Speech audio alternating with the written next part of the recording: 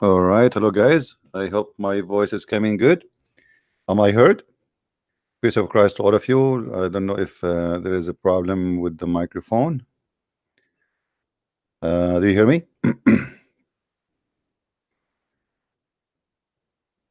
All right. All right. Welcome everybody. Please invite your friends and let us do some work for this evening. Um, as you see today, we added the name of Hijab and Shamsi to our video on purpose. It's very embarrassing that we keep adding their names, but they don't dare to accept the challenge and do debate me. Um, I have look like I have a cold or something. Actually, I have a bad headache too. This has never happened before for many years. Mm, I think because I did not drink coffee. Oh, anyway, I am out of coffee. You believe it? Unbelievable. Anyway, somebody posted in the text that I said David Wood is not a debater and he's so upset. And my friend, I don't care if you're upset or not, he is not a debater. And this is why the Muslims are lined up to debate him. Muslims, they line up to debate someone for a reason. You tell me what is the reason. I'm not putting him down, I'm just stating facts. There is people, they are gifted, like Sam Shamoun. If Sam Shamoun was there, Sam Shamoun, he will make all the Muslims cry. He don't speak Arabic too, but he will make every Abdul cry and use tissues. He will make their floor wet. All right. So I'm not putting down anyone, I'm just stating facts. He did not do good and he was not doing good. Now he is better than other Christians who do nothing. We have to give him a credit for that. He is doing his best, so we respect him for that. But is he a debater? No. You see, when you debate, you can watch all the debate between him and Shabir Ali and etc. Shabir Ali, he play all kind of games. David Wood, he read it from his computer. There's no connection between the two when they are debating. You watch the debate of Muhammad Hijab, who is stupid. Muhammad Hijab is certified donkey. There's nobody can say no. Every answer he gave, it's a priceless for David Wood to take a stand down, but he did not take advantage. So when we criticize, we criticize for the benefit of all of us, not to put the person down. If I did not do good in something, tell me. Doesn't hurt. You need to correct me. How many of you correct me sometime because I write words in wrong way? Like, let's say I mispronouncing words. Is that an insult? Is that correct? I never get upset. Okay, I'm wrong. Here we go. I wrote the word wrong. I have a title actually in the video 2 days ago, 3 days ago. It says I approve instead of saying prove. So one of you, he said in the text, CP, this is not proof, it should be prove. Okay, say why people get offended if we say things, maybe I'm wrong. Okay, don't don't accept what I'm saying, right? It's a priceless debate for me if I was there. This guy Muhammad Hijab, he said things which is really amazing. I find it priceless, as I said. We should pay him. We as a Christian, we should pay him. All of you now, what remember from this debate? He prayed for not to. This is what all the debate is about. I mean, the Muslim, they claim that this guy, he made victory. Maybe he's a comedian, and David Wood, he was like sitting still. He's doing nothing. He is not taking action. But the guy, the Hijab, he did what is enough to destroy Islam. I mean, it's priceless. So don't be offended. I'm not offending anyone. If I say he's not a debater, I confirm what I am saying, and the proof of that, you see, a debater do not need to prepare. You do not need to have list of things in your computer. You read from your computer. I know I use my computer to show people the but the answer is there right away. I will say to him, it says, and etc etc etc. You said, I said, etc. This is what debate is about. Secondly, when you debate with a Muslim, you put in your mind that a Muslim, he is there to lie, not to answer. And all of you know that, right? So if you are not capable of getting him busted with his lies, then what a debate for? Guys, you understand what I'm saying? We are not debating with Muslims. The debate, the word debate is like between two honest people who they are speaking their belief. But this is not the case. Muslims, they lie. You try to make him answer the question, he speak about everything else except the question you ask him for. So the debater here, or the skills of the debater, is the one who forced the Abdul to say it. Do you remember yesterday we have a Moroccan guy, he called me and he starts saying exactly what he said to David Wood. You don't speak Arabic, you don't, you remember? Go watch it just yesterday. Do you remember, guys? You have to get them busted. I did not say to him right away I speak Arabic. I was playing him. I said, okay, so what now? I don't speak Arabic. What I will do? Let him get excited. Let him do his stupidity. You have it is like a game between a cat and a rat.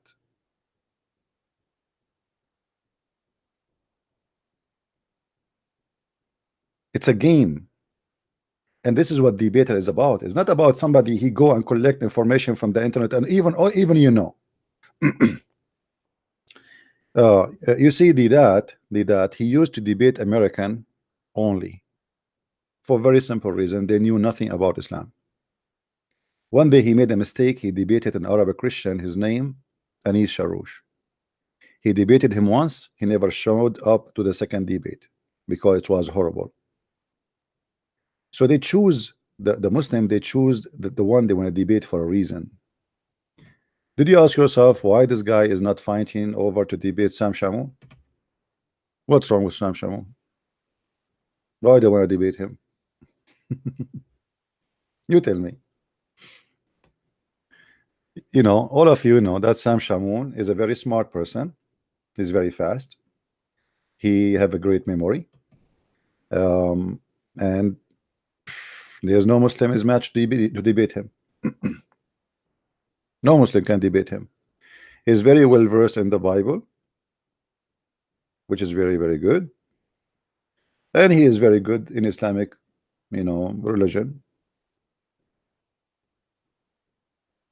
And this is why they stay away from him. They are lined up, they are lined up to debate James White. Why? Why all the Muslims they want to debate James White? Because he is harmful. Did I say it a different way? He's useless.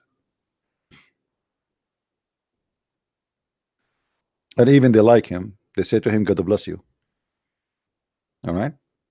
So Muslims, this is why I chose this newspaper, is the same as someone reading a newspaper and the newspaper is burning in his hand, and this is the Quran, and he thinks still he have a book. The Muslim, he still think he have a book. We are burning their book every day. A Muslim, he posted in the text, he said, you Christians are coward. Jesus says to you, bring them and slay them in the front of me. The donkey, Jesus did not order us to kill anyone. However, the verse you are quoting for us is about Jesus ordering the angels in the judgment day. And you Muslim, you ask us where Jesus said, I am God, worship me. You see how silly you are. Same time, you are lucky that Jesus did not say slay them, because imagine if he said, and we do, all Islamic world will not handle 2 minutes of our power. Go and look at your country, what you have as an army and what we have. So you are lucky, my friend, that Jesus was teaching peace and love, not slay them like Muhammad. Otherwise you are no match. When the Muslim always try, when he get angry and he speak against Christianity, he is just desperate. He have a prophet who have no prophecy, he have no miracles, he have no religion, he have no God. Yet he want to defend his cult. And when they debate a Christian about Islam, they don't debate any Christian. They try to make a mockery. If you are a polite person, this is why you should not be polite. You see, there's many Christians, they say to me, you are not being polite. I'm not going to be polite with the devil. Give me a reason to be polite. I showed you from the Quran that the Muslims been taught that the Christians are nice because Allah he cursed them, so they believe that this is a curse. This is not because you are a nice person following Jesus. And if you go and check the Bible, you will see that the God of the Bible, he taught us to be firm, strong, and to speak the truth, and not to be nice. Nice is not really the correct word. When Jesus entered the temple and he flipped the tables on those who they made the house of my father a place of buying and selling. Why you don't want to be that Jesus? You want to be only like your own version of Jesus. You go to churches, they quote for you only one verse of Jesus saying that the one who hit you on your right cheek, give him the other cheek. But they will not quote to you that Jesus said go and buy two swords. Go and buy sword. They told him we have two swords. He said enough. I never saw any church quoting that. So they want us Christians not to be armed. I don't know why. Since when? Isn't it the Bible is our book?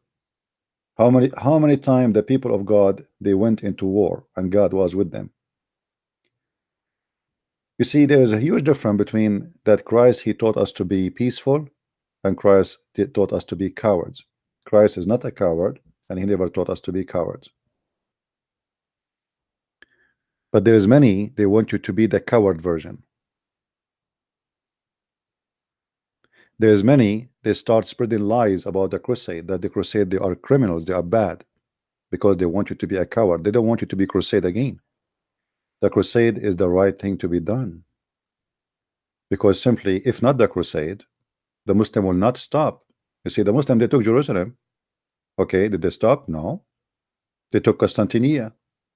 Okay, did they stop? No. They took Greece. Okay, did they stop? No. They took Romania. They took Hungary. They took Bulgaria. They went all the way to France. Did they stop? They took Spain. Did they stop? Are you getting it, guys? Do you understand what I'm saying?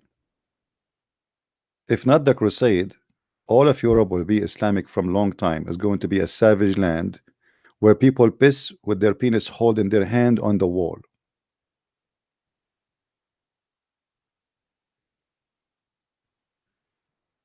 Why people didn't want to see the truth?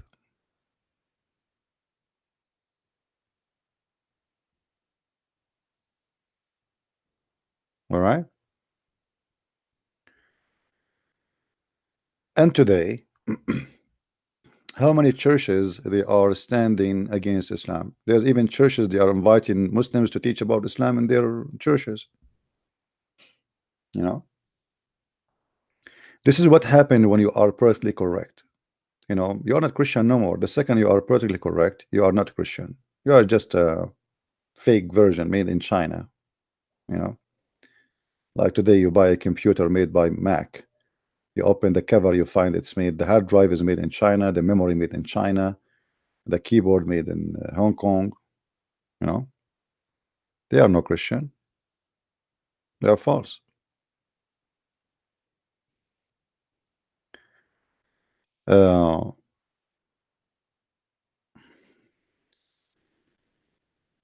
Right now, as we speak, Turkey is threatening Greece of invasion. Now, they took already half of Cyprus. What the European country doing? Nothing. They're watching. They don't care. They took half of Cyprus just not a few years ago. None of the European countries move or do anything. They don't care. This is what happened to you when you are under the command of liberals. They don't care. They don't have a belt, they don't have panties, and they are busy drinking. And the Christians are isolated in their churches, and they took the power from them. And today, the second in Europe you speak about God in the way you should speak about it, they close your church. They accuse you to be fascist. Why? Because you cannot say what you are saying. You cannot say Islam is devilish. You cannot say Islam is evil. But I was in France just a few months ago. You walk in the street, there is 5 soldiers in the rest, and in the left, 5 soldiers in the right, heavily armed. Okay, why you are heavily armed? Because of Islam. So why you liars saying to us that Islam is peace, but yet in the street you have soldiers to protect people walking in the street? Army should be in the borders, not inside the street. So if Islam is peace, just yesterday they arrested, today actually, arrested a Lebanese Muslim in Italy. He was going to put bacterias and chemical poison in drinking water in a big city in Italy. 2 days before, they arrested 3 Muslims in Italy too. And now they have more than 280 Muslims arrested in 1 week.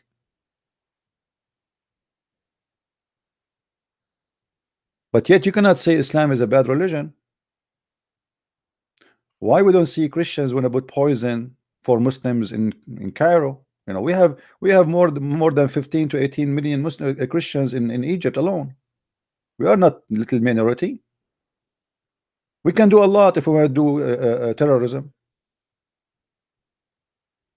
We can flip the country upside down, but we don't do that. We are Christians. So the second you say the truth, the second they accuse you of all kind of ugly stuff in order to mute you.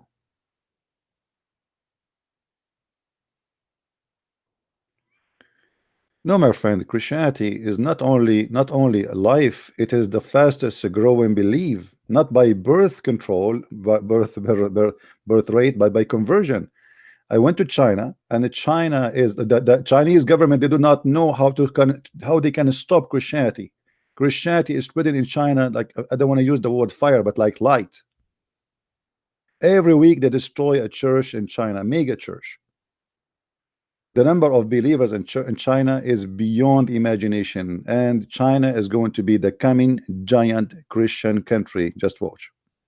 I went to Korea. Korea used to be 0 Christian. Right now in Korea, you know, 20 years ago, it was there's only 20% left, or let us say 15% left of Buddha. Even those 15% now, they are not even 5%, which means almost the country is 95% Christians.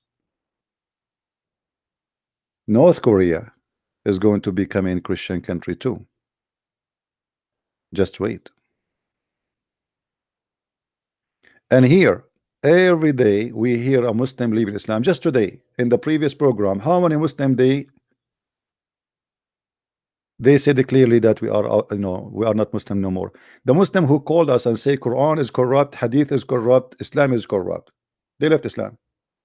Go and watch my program, which the one I did in the morning, and laugh.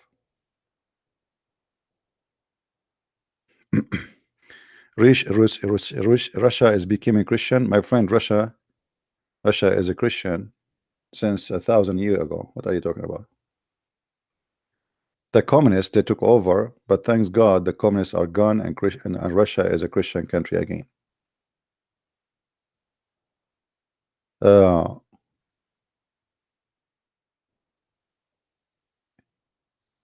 Just last week, the Tunis government, Tunisia, they announced that they don't want any Sharia law to be part of their country, and from now on, women, she will inherit equally as men in the country, because no Sharia. And even Muslim women, they can marry from non-Muslims because there is no Sharia. Country by country, they are getting rid of Islamic law. You know, look what happened in Egypt. Egypt is a very center country for Islam, or central country. When the Muslim Brotherhood took over and they want to practice what they call Sharia law, 30 million Egyptian, they throw them in the garbage. and they kicked them out. And now the Muslim Brotherhood is in the run.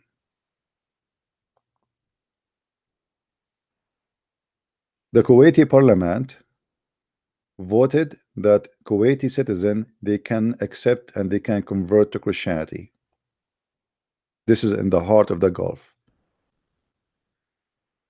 The prince or the crown prince of Saudi Arabia, he met with the highest leaders of churches in USA, preparing for opening many churches in Saudi Arabia. It's going to happen sooner or later.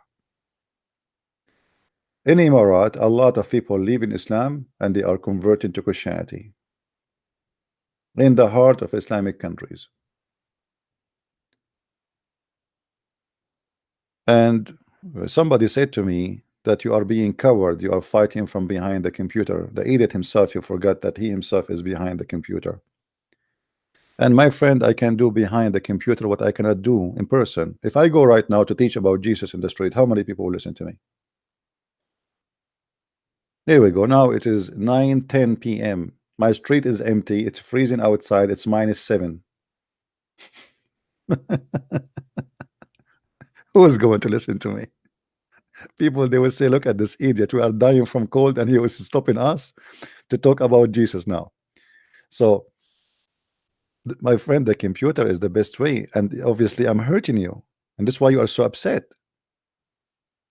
This is why you are so upset.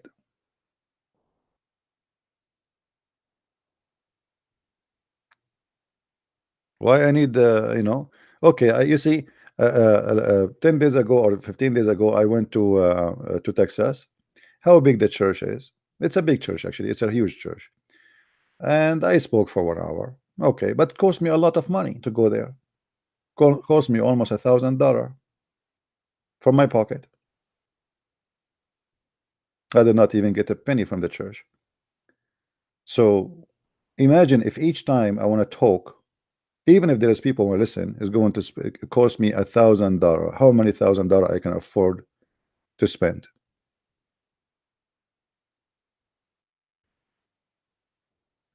Right now, I can speak from people to people around the world, in Asia and Indonesia. If you go to my the YouTube channel info, you will see that the second country watch my videos is Indonesia. You believe it? The second country is Indonesia. But Indonesia is a Muslim country. Majority is Muslim.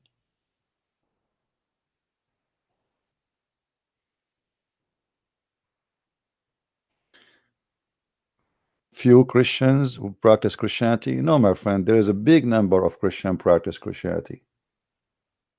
You're wrong. You have no idea. There's no Muslim practice Islam. This is the truth. Which country is practicing the jizya? If we count Islamic country numbers, which one of them is practicing jizya, stoning, cutting hands, cutting feet, crucifixion? Where can you name them for me? The only country is Saudi Arabia, and Saudi Arabia does not even do all the Sharia law, part of it.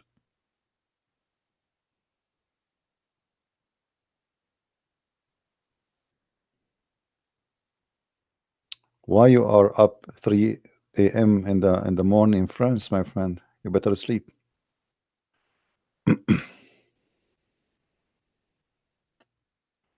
All of you Muslims don't practice Islam. Where is the Muslim who do jihad? The Prophet of Islam, he said jihad is the best servant to Allah, or service to Allah. Here we go. ISIS, they did make a state and they asked the Muslim to join them. They cry and they ask for help and they do all the propaganda. They posted millions of videos asking the Muslim to join jihad and nobody will. Where is the Muslims? And now ISIS is gone. Why? Because nobody, none of you believe in the versions. Only those who believe in the versions went and joined them. And they get screwed. They die, all of them. And then now their women are slaves of the Shia. The Shia and the Kurdish. They capture them, and the Shia are raping them. The Shia, even they are raping the men who they arrest.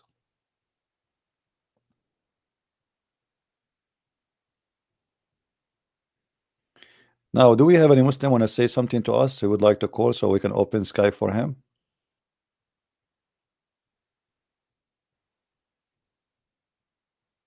Anyone?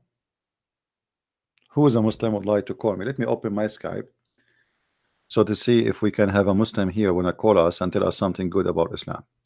It's like a small conversation, you know. It's not we cannot call it a debate. I never debated a Muslim, actually. It's just a snack talk. Let us open Skype. Here we go. Skype is open in case any Muslim want to call us. If there is any Muslim would like to call.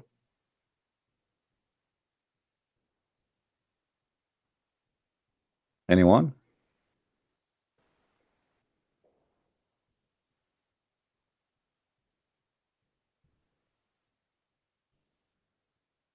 Nobody?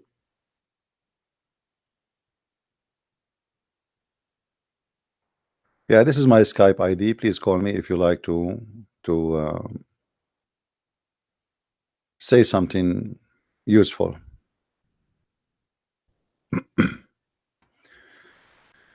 You want to debate me about biblical science? Well, we don't believe that the book is the Bible is the book of science. Anyway, that's stupid of you. It's you Muslims who put God and science together. We don't. As an example, there's many things in the Bible does not fit with science. As an example, Jesus is a son of a virgin. Correct, guys?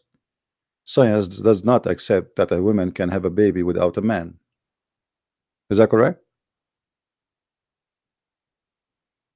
So we believe that God, he can do what science cannot do.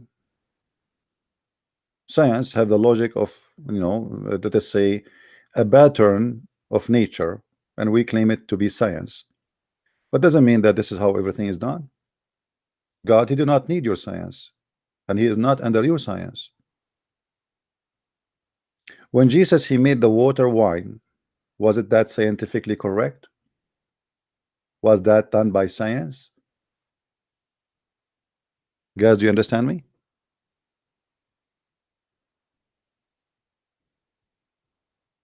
NASA had lied. Okay. No, I showed you about the earth as being like a sphere just to show you how stupid Muslims when they say that the earth is flat. You can compare NASA lie. What about your Islamic books? You can go open any Islamic book in your country and you will find even your books is teaching you that the earth is not a flat, my friend.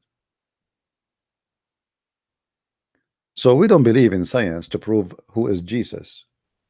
When Jesus, he made the wine, the water wine, he did not use science, he did not use chemic, he just ordered it to be, and it was.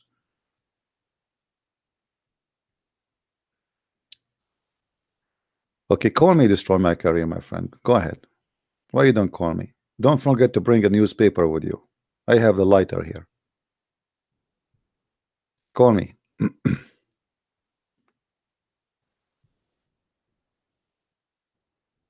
You know, the Muslims, they have tons of false claim about Quran and miracle, and all of them, they are a joke. I never saw a stupid religion more stupid than Islam. Actually, the word stupid is an insult to stupidity if I compare it to Islam.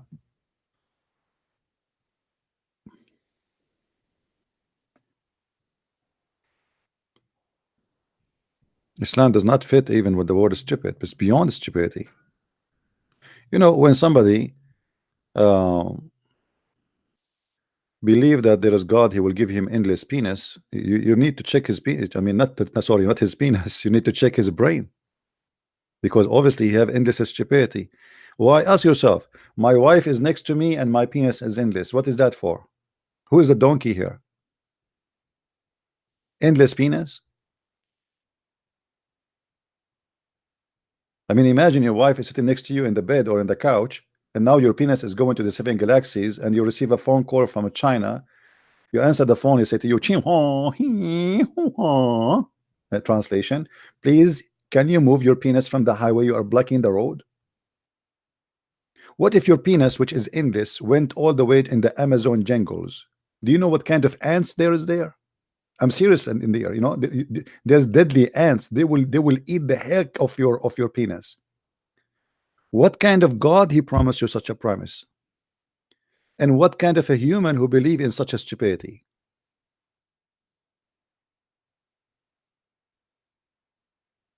You have mental issue, seriously. Or what about the prophet? He said that every woman in heaven, her ass will be 1 mile. I mean, what if I like it to be half mile? You see, all of us, we like big screen. I agree. We like big screen TV, like 60-inch, 70-inch. If we can afford to buy 80-inch, we'll buy it. But 1 mile ass, may Allah ask you, what you would do with wife if her ass is 1 mile? What if she fart on you and you are smoking a cigarette? Don't you know that fart is a flammable?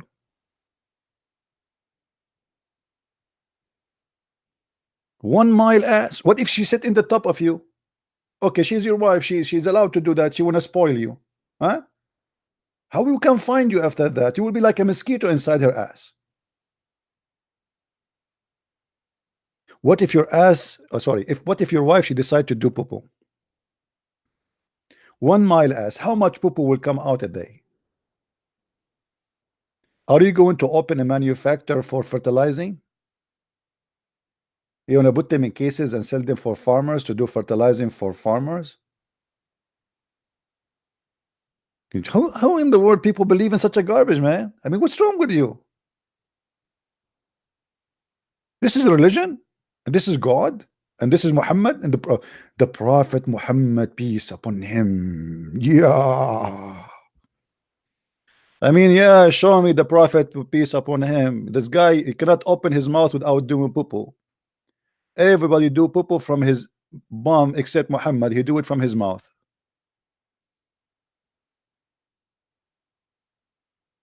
What's wrong with you Muslims?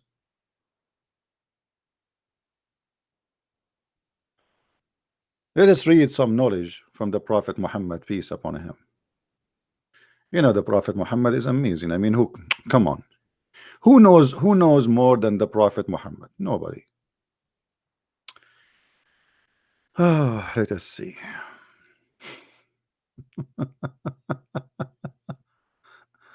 Oh boy.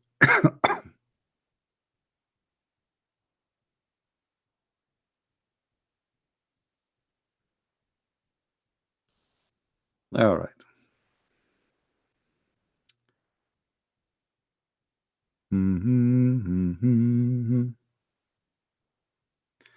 Yeah, let us talk about this one here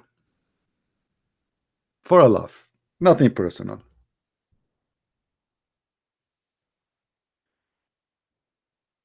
Oh boy, look at this.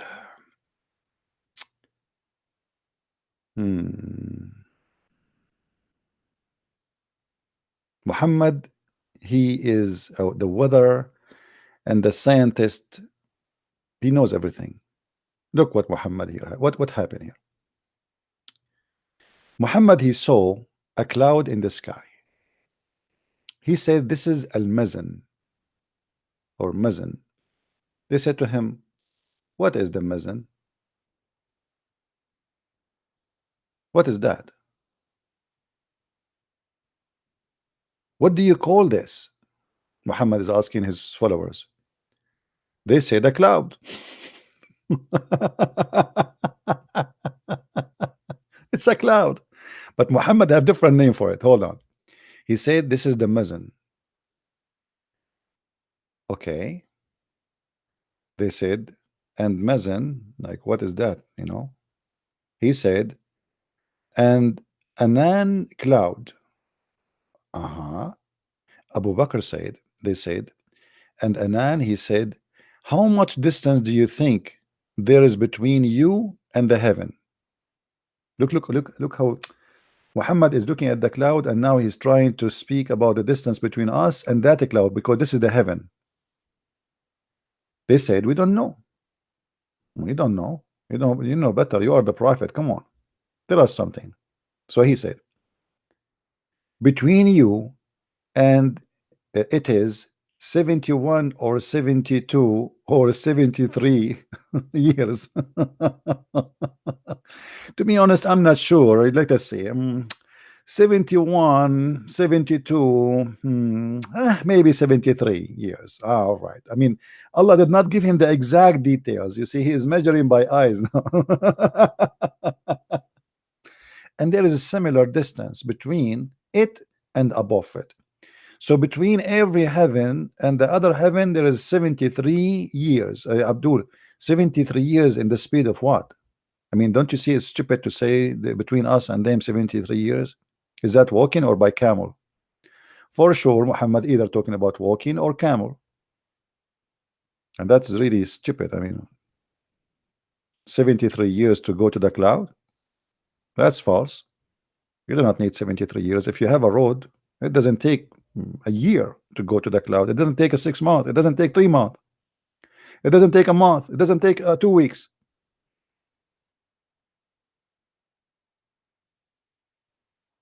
And then Muhammad, he continue. And look what he say here. There's more donkey stuff is coming. And there is similar distance between it and between the heaven above it, and so on, until he counted 7 heavens. And look what is above the 7 heaven. There is a sea.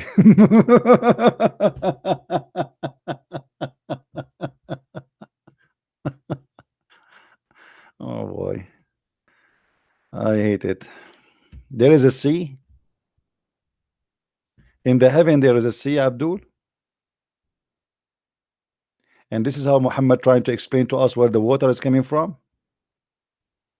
Hey guys, wanna go and do fishing with me? In the sky there is a sea.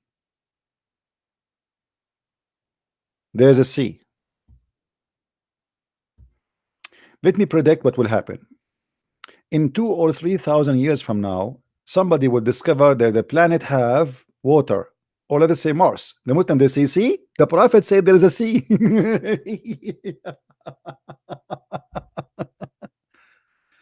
Oh. Okay. Between who is top and the bottom is a distance like between one heaven and the other. But hold on. Based on this hadith, the sea is a flying by itself.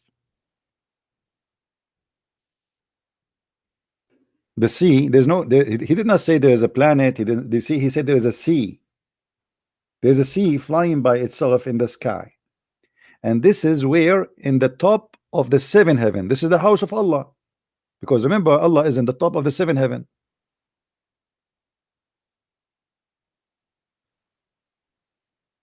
Any Muslim have any comment?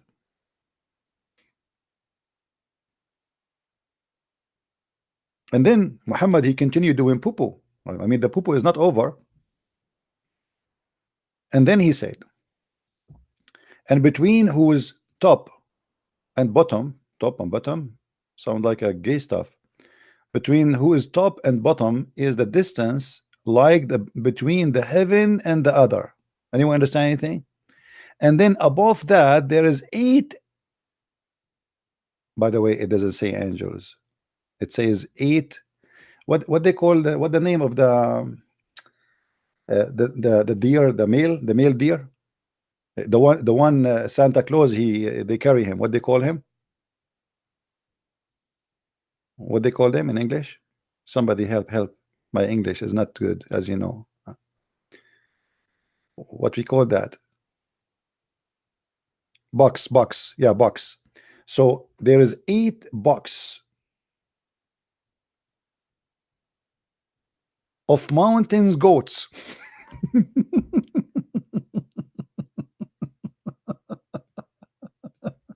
Oh boy. What I can say, Muhammad is saying the truth here. I mean, that's it. There's 8 mountain goats.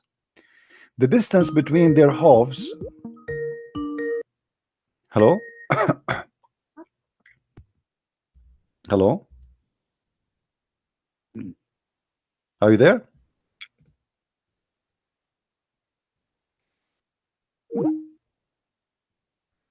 Don't call me my friend if you will not talk.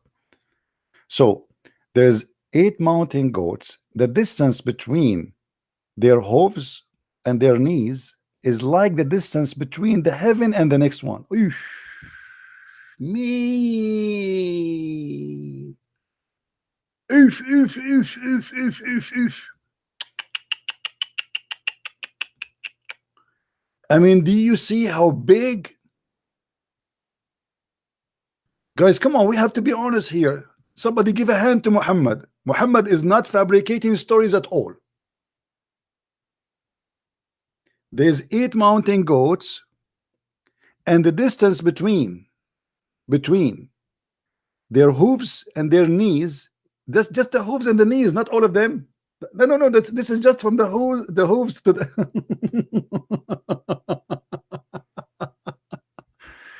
oh boy.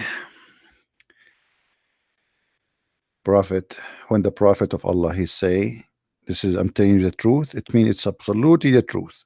Okay, continue, Muhammad, continue, do more, Popo. Okay, then he said, then on their backs is the throne. Like, what the heck?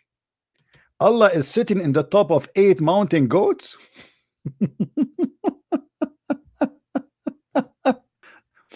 Okay, then on their back is the throne. Throne of who? The throne of Allah. And the distance between the top and the bottom of the throne is like the distance between one heaven and another. Then Allah is above that. The end of the story.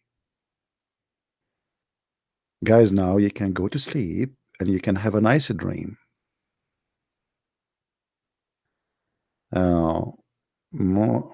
You have, do we have any Muslim here have a comment about his prophet saying those crazy stupid stuff?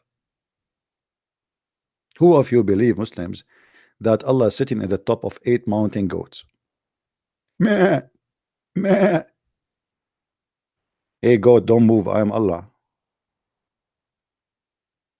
Are they fixed? Those goat? Do they take a break? Yeah, Abdul. Those goats who they are carrying Allah throne, do they take a break? I mean, like maybe one go to sleep, the other one stay. They are mountain goats. How they can stay forever carrying Allah? And why Allah need mountain goats to carry him? Is that Santa Claus? Mountain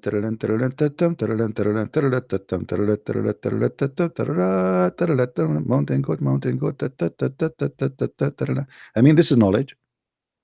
Who can say Muhammad is not telling the truth here?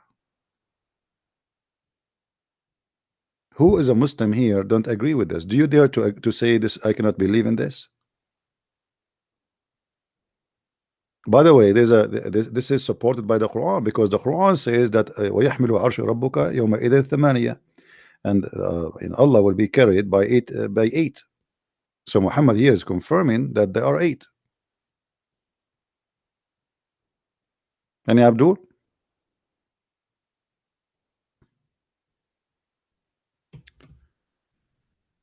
Hello? I see like the Muslims are getting upset.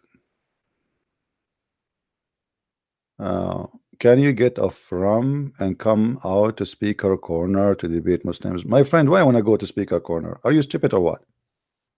This is a speaker corner? How many people in speaker corner? Here we go. I opened 15 minutes ago. I have 500 people listening to me, sitting in my couch in my house, warm and cozy, and no Muslim dare to debate me. Why you want me to go to speaker corner where people they shout and scream at each other and nobody listening and nobody give a proof of anything? Here I show you in the front of your eyes. I got you busted. Do you see? I show it to you from your website, from your Islamic books. What speaker corner? Is it? This is a corner. This is a big corner. YouTube is the biggest corner in the world. There's billions of people use YouTube. Not millions, billions. You are the one who don't dare to come to me. It's going to cost you free call over Skype. That's it. Call me. Call me and Allah will give you one of those goats. No, nobody. I'm not afraid of anyone to kill me, my friend. You see, I went through things you will not even believe it. I'm the last one to be afraid of being killed, because if I will be killed, should be killed from long time ago. Long time ago.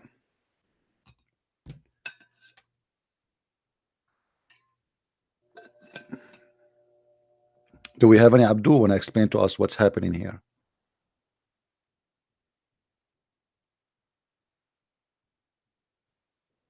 Yeah, a lot of people leave Islam, and I am behind my computer. What's wrong with that? I like it. I love it.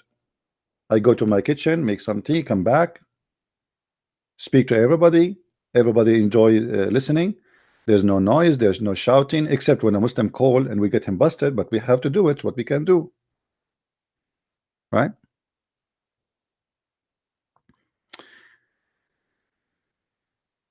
Thank you guys for the donation. Please don't forget to make donation to Muhammad Hijab. He need 50,000 a pound. Brother and sister, as you see, we are the only one can defend Islam. There's 160,000 Muslims left Islam, brothers and sisters. Did you see the video Muhammad Hijab and the Samsi and what his name, his nurse Ali Dawa, they did? Few hours after the debate of David Wood, they thought they made victory. So now it's time to collect the money before people they forget. So right away they made a video says, brothers and sisters, and Hijab he started reciting the Quran. Let me show you what he was reciting. Let me show you the scam of the Islam. Look what they were reciting. They were reciting this verse. Try not to laugh. Chapter 2, verse number 245, which is saying who is going to lend Allah a mortgage? Who want to give Allah a mortgage? Brothers and sisters, please, we need a mortgage donation, please. We need only 50,000 pound. Why a speaker corner he need 50,000 pound? You tell me. Tell me why he need 50,000 pound a month. Speaker corner. I mean, what his tool? He wear his shoes. He pay for the bus or the train. He go to the train. He go in the speaker corner and he uses voice. Why he need 50,000 donation? Brothers and sisters, we need a studio. Studio. You're a speaker corner. What studio? What a scam. Let me show you the verse he was reading. This website is not working. Like it doesn't take you right away to the verse you are quoting. Read Allah. Muhammad, he was begging for money the same as Muslims now. Who is he? Brothers and sisters, who is he that will loan Allah a beautiful loan? Please, Allah need a beautiful loan. Allah was rejected by Visa card. He was rejected by MasterCard because it's owned by the Jews. And Allah is asking you, please, who want to give Allah a beautiful loan? Have you ever heard of a God is asking for a loan? Allah, the God of the universe, he cannot put his hand in his pocket and get some Muhammad some diamonds. Put some diamonds somewhere and say, Muhammad, go open, dig here, you will find diamonds. He need a loan. Please, who is going? And Muhammad Hijab was singing this, and his voice is so ugly. So at least pay me, Muhammad Hijab. I will sing it for you. People like my voice. I mean, the Quran with your voice look like really a disaster. Go on, you can listen to his video, by the way, about it. You see, I wish I can play it for you. You will die laughing from the ugly voice and how he sing the Quran. Brothers, who will give Allah a beautiful loan, which Allah will double into you. My friend, why you want to double? Go to Bank of America, give them the money, they will give it to you 5 times more after 15 years. Forget about Allah. Double. Bank of America is different, it's better, it's guaranteed. Those guys will scam you, they will never return the money to you. Allah will give us double for us. Credit? Guys, did you see? Did you see what it says there? Who is that? He will loan Allah a beautiful loan, which Allah will double into his credit and multiply many times. How you say double and you say multiply many times? You just said the word double, you idiot. Didn't you just say the word double? How it is multiply many times and you said the word double? Unbelievable.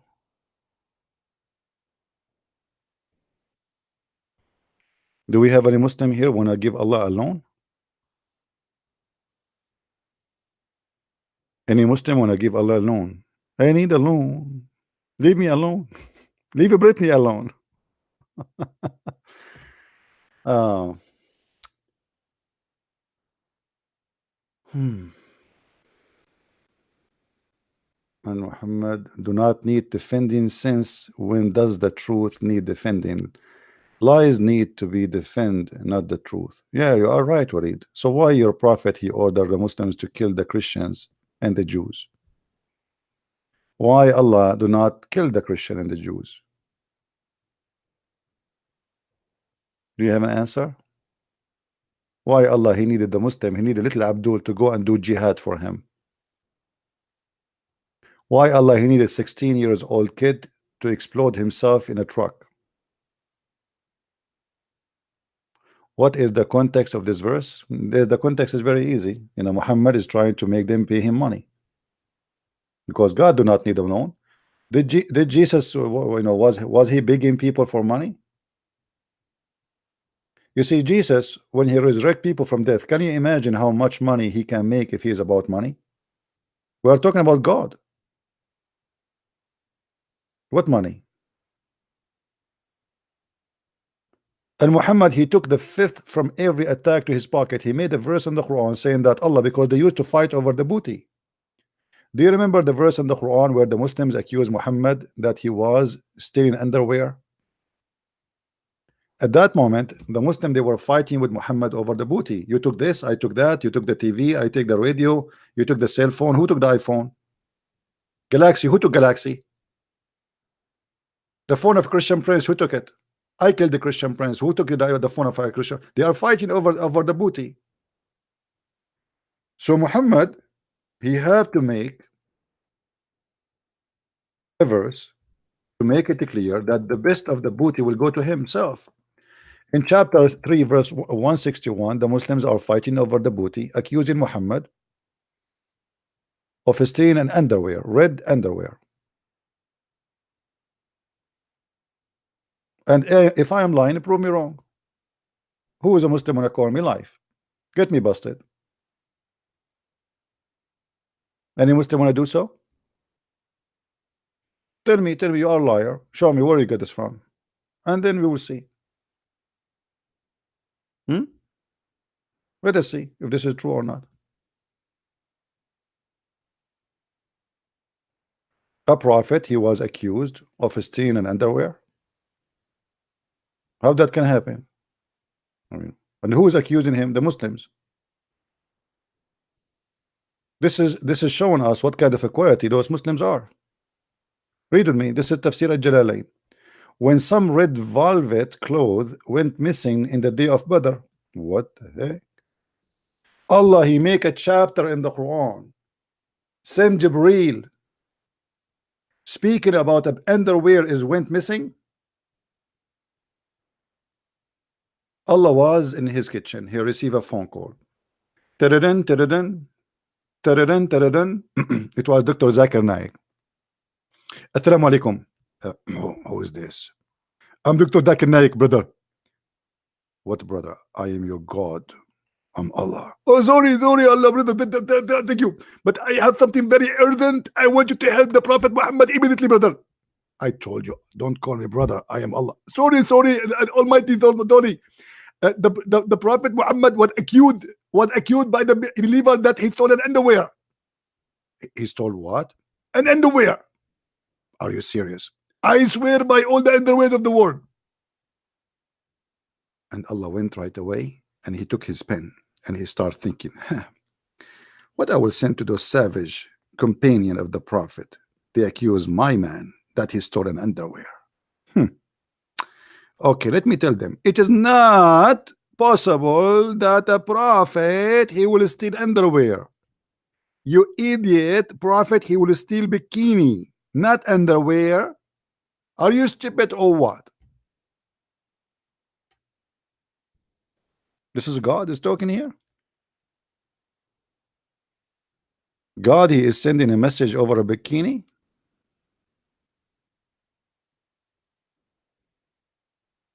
And the funny, Allah, he sent a message saying it is not Muhammad who took the bikini, but he did not tell us until now where is the bikini. I mean, shouldn't he tell us who took it? Should we call Detective Columbus or the Pink Panther? Tadam, tadam, tadam, tada, tada, tada, tadam, tada, tada, tadam. What is that? Adam Salah, what is the source? What, look at this guy saying what the source. This is your Muslim book, Jalalain, Tafsir al-Jalalain. Allah, he sent a verse saying it is not Muhammad, he took the bikini, but he did not tell us where is the bikini. Obviously it is Muhammad who took it, otherwise he should give us an answer where it is. Isn't it he God who knows everything? I wish he sent us a verse to tell us where is the bikini, or a chapter. It's called the bikini. Where is the bikini? Or let us say we name the chapter the bikini finder, or the lost bikini. Me.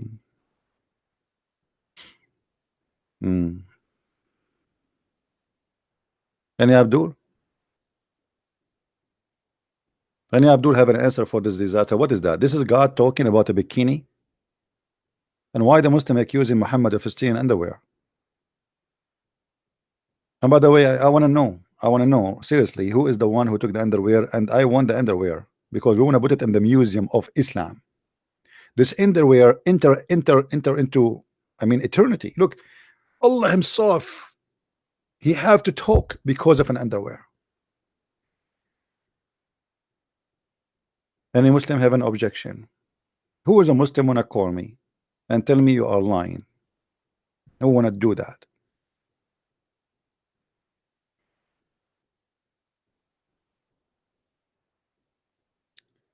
Brother Thither, there's the person, his name is the Christian Prince. And this guy already fabricate lies about the Prophet Muhammad. And this is one of the lies. He said that the Prophet was accused that he stole an underwear. In fact, it was not an underwear, it was a bra. It was a women's bra from the people of Quraysh. He is a liar and it is not truthful. And there is a huge difference between a bra and an underwear. And I will explain to you why. The bra is more clean and it holds nipples. The underwear, it can be dirty. And the Prophet, there is no way it's going to buy it or take it or steal it unless he is going to sniff it. And there is no way the Prophet, he will sniff an underwear of a woman. Thank you very much. Muslims, why they are fighting over this piece of clothes? What is important about it? Huh? The lion cage? Yeah, right. Your lion cage. Are we going to fight the underwear is missing in the lion cage, Abdul? As long you are a lion and you are in the cage, let me open the cage for you so you come to me, you idiot. So when you will get out of the lion cage, because a lion inside the cage, as you claim yourself, that means you are a cat. And we put you in the cage. Who is Abdul when I come out of the cage and call us? A prophet who was accused of stealing underwear.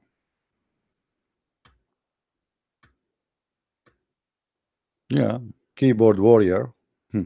Your God Allah, he never even used your God Allah, he used a tablet warrior. Nobody saw Allah, nobody spoke to Allah. He have a tablet between the eyes of the angel Israfil. How come you don't complain? Hypocrite. Did you ask yourself why Allah never spoke to Muhammad? I mean, look, Allah spoke to Shaitan. Allah spoke to Mary. Allah spoke to Jesus. Allah spoke to Moses. Allah spoke to Adam. Allah spoke to Abraham. Allah spoke to everyone. But Allah don't want to speak to Muhammad. Why?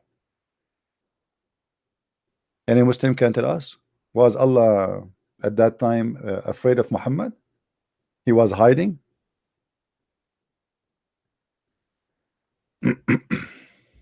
I am a fool. Why I'm a fool? Here we go. You have a prophet and accused by Muslims of stealing underwear. Why?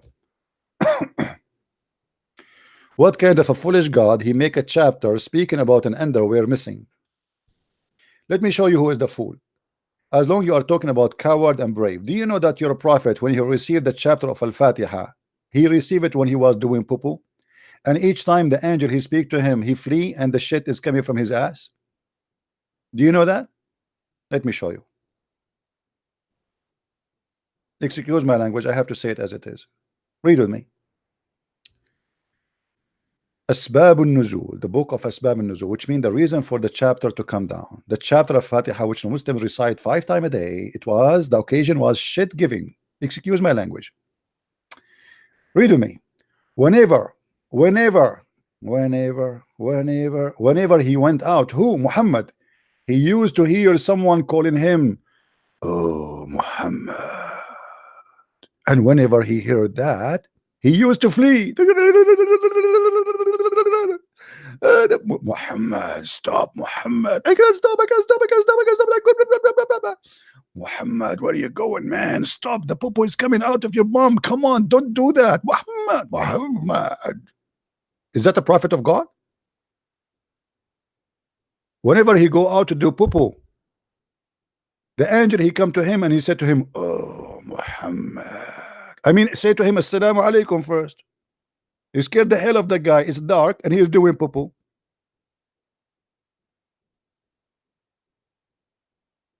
Who is the coward? Any Muslim can explain to me why Muhammad is running like a crazy and he didn't even took panty up? How he can run, by the way?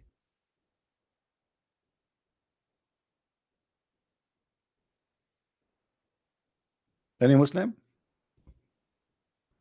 Am I lying, guys? Or I'm showing the reference in front of you? Am I lying? Oh, Muhammad. What the heck? Hey, guys, I'm going to go outside and I want to do poo. It's dark. I hope the angel Jibreel will not come to me. Look at this idiot Jibreel. I mean, can't you wait until the guy finish it? Can't you talk to him when you get inside the house?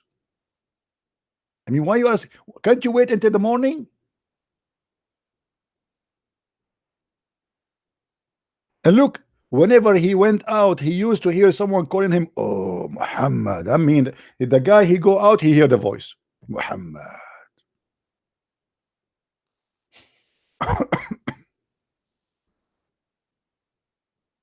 And Abdul has a mistake in Arabic mentioned to people, you know. My friend, I don't want to talk about Arabic mistakes now because none of you speak Arabic anyway. What the point? In order to explain Arabic mistakes, you have to speak with people who speak Arabic. Otherwise, it's a waste of time. Any Abdul have an answer? You keep talking about coward. Isn't it your prophet who ran and asked asylum like you in Ethiopia to the Christians and he bowed down to the king of the Ethiopian? Isn't it your prophet he went and ran away and asked asylum between the Jews and Yathrib and later he killed them all?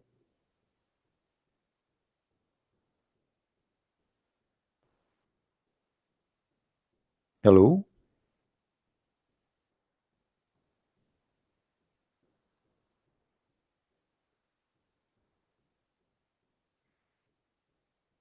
Yeah, each time the Muslims they go in war with Israel, they lose the war and then celebrate victory.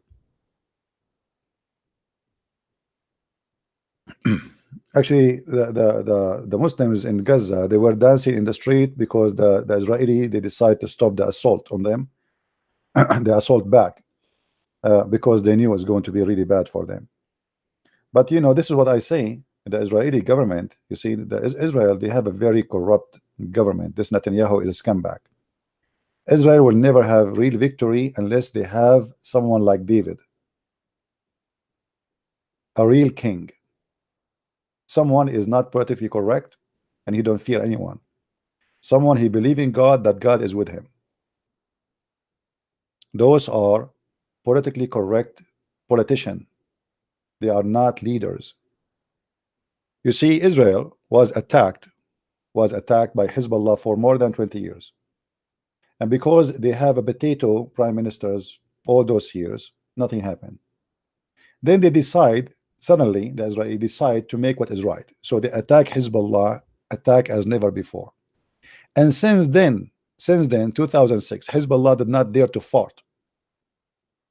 Even farting is not allowed for Hezbollah. Since then, Hezbollah don't dare even to use firework.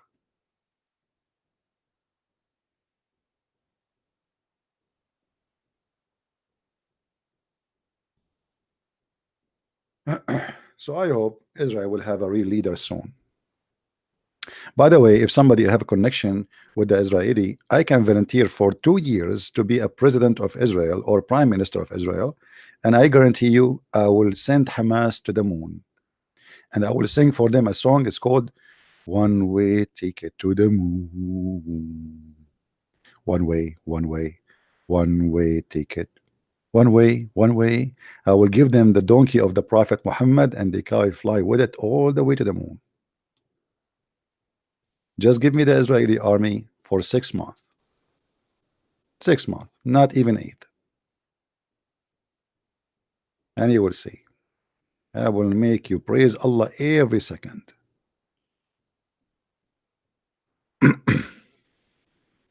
Why the Muslim they dye their beard red? Because the Prophet he used to dye it red. He wanna be redhead.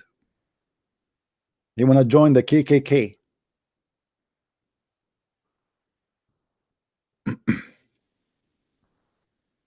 Have you ever heard of I mean, and by the way, it's ugly. It's not blonde, it's red. I mean, it's really disgusting. Go and see in the internet, like search for Sheikh with red beard, and you see what we're talking about. It's really ugly because you see when somebody have a red head, that the hair fit with the color of his skin. You know what I mean? So it doesn't fit for everybody. So when you are an Arab and you make your beard red, it look like you look like the devil. It doesn't match. Like Arab are not dark. They are like a fair color. But when you make it red, it's red. It's like fire. It's not a blonde. It is really disgusting. It's stupid. This is not a real color.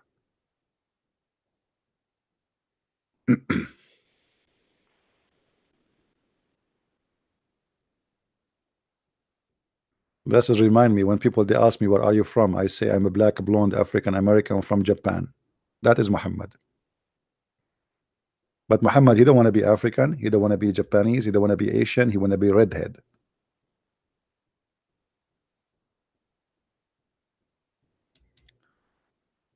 Muhammad is the greatest of creation. Yeah, I agree. According to your hadith, Muhammad he used to have sex with all his wife in 15 minutes. Look like your God Allah did create a rabbit without even washing. Without what? Without washing. I mean, the guy he was jumping from a woman to a woman like a goat. And by the way, all of this is a lie. We find that Muhammad, the hadith confirmed that Muhammad cannot even have sex with one.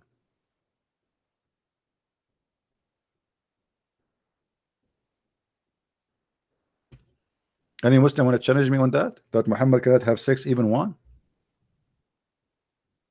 This is why there's a chapter in the Quran where people accuse Muhammad that he cannot have sex and he cannot have children.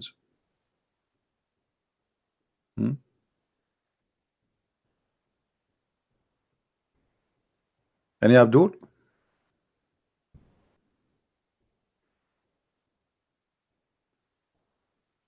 Who is a Muslim want to call us? Look like today we are out of Abdul. Hello? If there's any Muslim would like to call us. Listen, Abdul, actually this is your opportunity to make victory. I have a headache. I did not drink coffee today. I am out of coffee. It's very cold. It's -7. So this is your best. I'm very weak, by the way, when it's cold. Like if you touch me, I fell down in the ground. I mean, this is your perfect opportunity, brother. That I can play for you what Zakir Naik he said about debating Christian Prince. Zakir Naik he said, brother Tata, if you are debate Christian Prince, first of all, you have to understand the terms and the condition. Number one, never debate Christian Prince when it is hot, because when it's hot, he's hot. Debate him when it's cold. So ask him what is the temperature in your area. If he said it's minus, call him. He's very weak. Zakir Naik, why you don't call me when it is cold, man? Why you don't do it yourself? Why you asking the Muslim to do it, but you don't do it, Abdul? What an idiot. Hello? Any caller?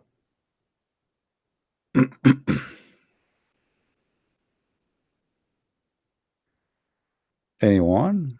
Any two? Sold.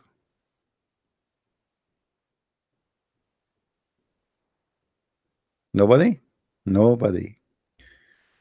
All right, let us look for something more effective for the Muslims. You see, we were reading about Allah will be sitting in the top of 8 mountain goats, and we arrive where we have a caller. Hello. Hello, am I speaking to Christian Prince? Yes, my friend, you are. Actually, I want to stay anonymous for this. No I problem. don't want to reveal my name. I'm an ex-Muslim and I belong to a Muslim family. All right. And you have been doing a really good job at exposing Islam. I admire you a lot. All But right, I think it's really hard to convince Muslim. I even myself try to convince my friends, but you know they come with a lot of absurd explanations to defend their religion. But good luck with you. I have actually a question for you. Okay. Regarding Christianity, because I now actually I'm an atheist. I don't believe in God such thing. Mhm. I actually wanted to ask you a question regarding Christianity. Like Jesus used to perform miracles. He used to bring dead back to life, give vision those blind peoples. I mean, I wanted to ask you, how do you actually believe in those things? Like how it's real? What is the proof? Like Jesus really did it. I mean, you were not there to witness those things in person. Yeah, but you know, I'm, my friend, this is what is this is yeah, what it's a is very tough unique. question for you Okay, this is what unique because about. religion is based upon belief. No problem. This is what is unique about Christianity, that until now, until today, Christians, they witness to a lot of miracles every day in the name of Jesus. So Yeah, because I'm not a good, I don't have a good understanding of Christianity. yeah, but miracles is not happen only in the time of Jesus, it's happening today, and there's nobody can explain why unless it is true. You know, me myself, I witness a miracle of somebody. You know, for sure, God He choose who He would do miracle to, who and when. We cannot say why and how. Which mean if I ask God for a miracle now, let us say I am a person who is sick or something happened to me. Maybe God will heal me, maybe not. But there is people who are healed by God. Even doctors, they could not understand, and they say it's a miracle. Like even atheist doctors, they explain and they say, because Yeah, yeah. they can't understand how this happened. They say it's a miracle. You know, I know a lady. Actually, she is a relative of mine. Her parents, they took her to everywhere. They told her, the doctors, they said, just take her home, she's dying. I mean, they are wasting your money, we can't do nothing. Just so the parents, they took the lady and they decide if she want to die, she die in the church. They asked the priest Mhm. if they can have you know, sleep in the floor, you know, something in the floor to sleep in, because obviously maybe it's last her a few hours to live. And they are very strong believers. The parents are very strong believers, and the daughter too is very strong believer. And God, He wanted to show His power in the early morning. The parents, they, you know, they are sleeping next to the girl, but she's gone. She's not in the bed, but she cannot move. She cannot even eat. She cannot, like, they have you know, the liquid they put in your blood, you know, so you can stay surviving. So they Mhm. look in the front of them, and they saw her in the front of in the middle of the church, and she's praying.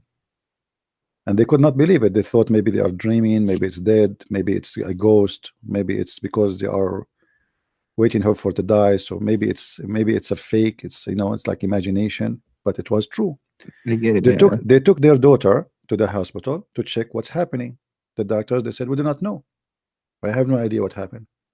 They check again and again and again and again, and the disease, which a deadly disease she have, is gone.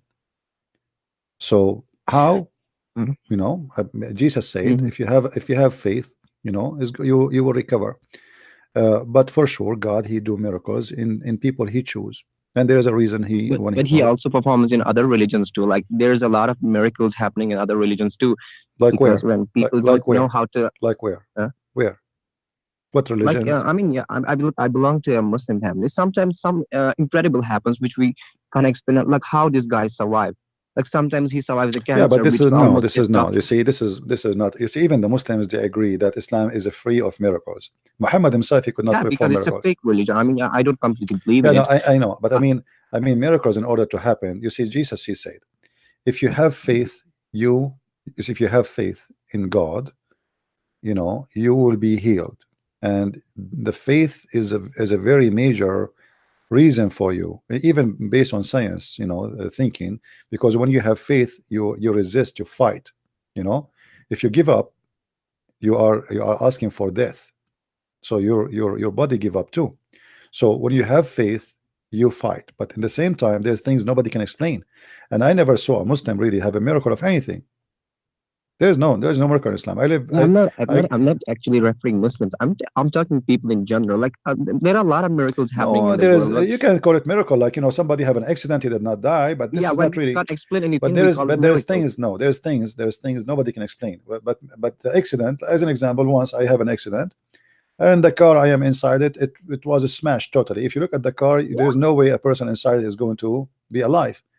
But I was alive. But this Yeah, is not, I cannot say it's God or not, but it happened that you know, the metal which is broken around me all over did not reach my body. I was, let's say, you can say it's a miracle of God, but not necessarily God is involved. It might be because the way the car it hit, or the side it hit, or etc. It can be many reasons. But this is can be called miracle, but it's not necessarily to be. But there is things which is no way you can explain it. A person yeah, who's yes. going to Some die in things a are. few hours, you know, and the disease Yeah, is eating him alive, and that's it, is dead, and the doctors they say to you that you are dead, and then they take you after, you know, a second day or 2 days after the doctors, and they check your blood and they find nothing, you know. I get you. I get you. I mean, my point was actually like what is. I mean, you rely on the sources like Bible. You rely because you believe in it because you have not witnessed Jesus yourself in person.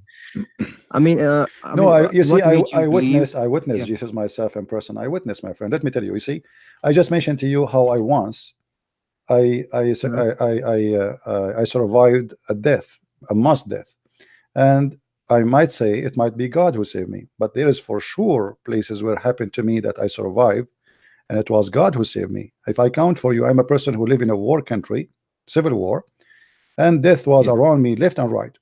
If I say to you left and right, I mean it. You know, people they die like, you know, like fading shadows around you. So I survived war, and people who used to hide, they die. I never hide. People they used to go in the basement when the shitting start coming like crazy, they die. Mm. And I am the one who used to go to the roof and watch what's happening. Nothing happened to me. So I witnessed many things happen to me, and I believe that at the end of the day, that God he have a mission for me. Is my time is not done Yeah. yet. So I believe in the miracle of Christ, but everybody witness his own miracles in his life. Some people even don't see them. Some people did it happen to them, but they don't notice them, you know. But I Yeah. believe that Yeah. Christ Yeah. is a living God, and he is witnessing, he proved himself to us every day. Yeah, I wanted to ask you, like, I don't have any kind of intention to convert to Christianity, but like, if you wanted me to show, like, what is really the, I mean, yeah, leave the miracles aside, what is actually the truth? Like, you believe that Christianity is the real religion. The I mean, yeah, miracle, Jesus was the really real great miracle of person. Jesus, the real miracle of Jesus is not about making a person walk, he cannot walk. The real miracle of Jesus is to make somebody believe, to love his enemy. That Yeah, is a miracle. that Because loving your enemy is something impossible unless you change. That is a yeah. I mean, miracle. if the teachings are peaceful, No, no, according to no, this is that not time, I peaceful. mean, This is not peaceful, my friend. This is beyond peaceful. This is beyond peaceful. yeah, Because beyond peaceful. Yeah, when somebody is an enemy and he is killing me, you see Jesus in the cross as an example. When the Jews, you know, they're screaming, kill him, his blood in our hand, and the Roman putting nails in his hand, he was saying, Father, forgive them. They do not know what they are doing. Imagine how much love. In the cross, people, they are hurting you, killing you, putting nails in your hands and your feet, making fun of you, throwing things at you, and yet you are saying, forgive them, Father. That is not a miracle. This is beyond miraculous ability, because a I human mean, being yeah, having cannot. that kind of compassionate, Yeah, a human yeah, being being that kind of cannot overcome his pain. You know, if you touch my eyes, I will go crazy on you. Correct? Even if you are my yeah, yeah, son, even if you are my brother. Is that correct? yeah. What? I'm saying if your son put his finger in your eyes, you might curse him, even though you love him, right? Yeah, yeah, Because you're in pain. yeah, But imagine we have Christ. He says, "Love your enemy," and he did that. You see, he's not a hypocrite like Muhammad. He told yeah. the He used Muslims, to declare war upon yeah, the he told kuffar, them, those things. don't this life is a joy for the bad one, the other life. But he was enjoying the life. He was having many women. He having many slaves for sex. He was sex with everybody. He taking money Yeah, from I don't everybody. actually get it. Why are the scholars hiding this thing? I mean, why don't they represent the bad side of Islam? Because they know if they introduce these things in a Western culture, like their faith is their religion even won't be considered a religion. I mean, why it is even considered a religion when it's full of hate speech, declaring war upon kuffar? I mean, lot of things, lot of hate speech is going on. I mean, this book has led to the death of a lot of people. I I mean, in agree. history and You see, nowadays they too. cannot hide it. They cannot hide it. But you see, if people decide not to look for the truth, they will not find it. And actually, I think myself, like I have also a Muslim friends because I have got a rational debate with them. I think they believe in like this compassionate. I mean, they have never read their religion. They think this is all good, that thing. The Muhammad was a really great person, but I think they should read it and judge for themselves.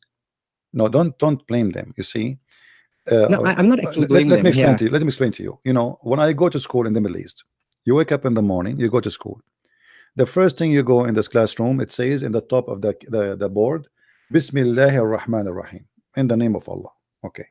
Then the teacher come, and then he start telling you about how to be a good person like the Prophet Muhammad. Okay, you go to the bathroom, you take off your clothes to do poo-poo. Then you hear the most saying Allahu Akbar, and he start talking about the amazing Prophet. Okay, now we are done with the poo-poo. Even when do poo-poo, we are hearing him. We go to take a shower. You go inside the shower, you hear the mosque have 20 speakers speaking about the amazing Prophet. Okay, finish with this. You go to sleep, you can't even sleep. You know, they have lecturers about the amazing Prophet. So you have a processing machine of a brainwashing for you since you are a child.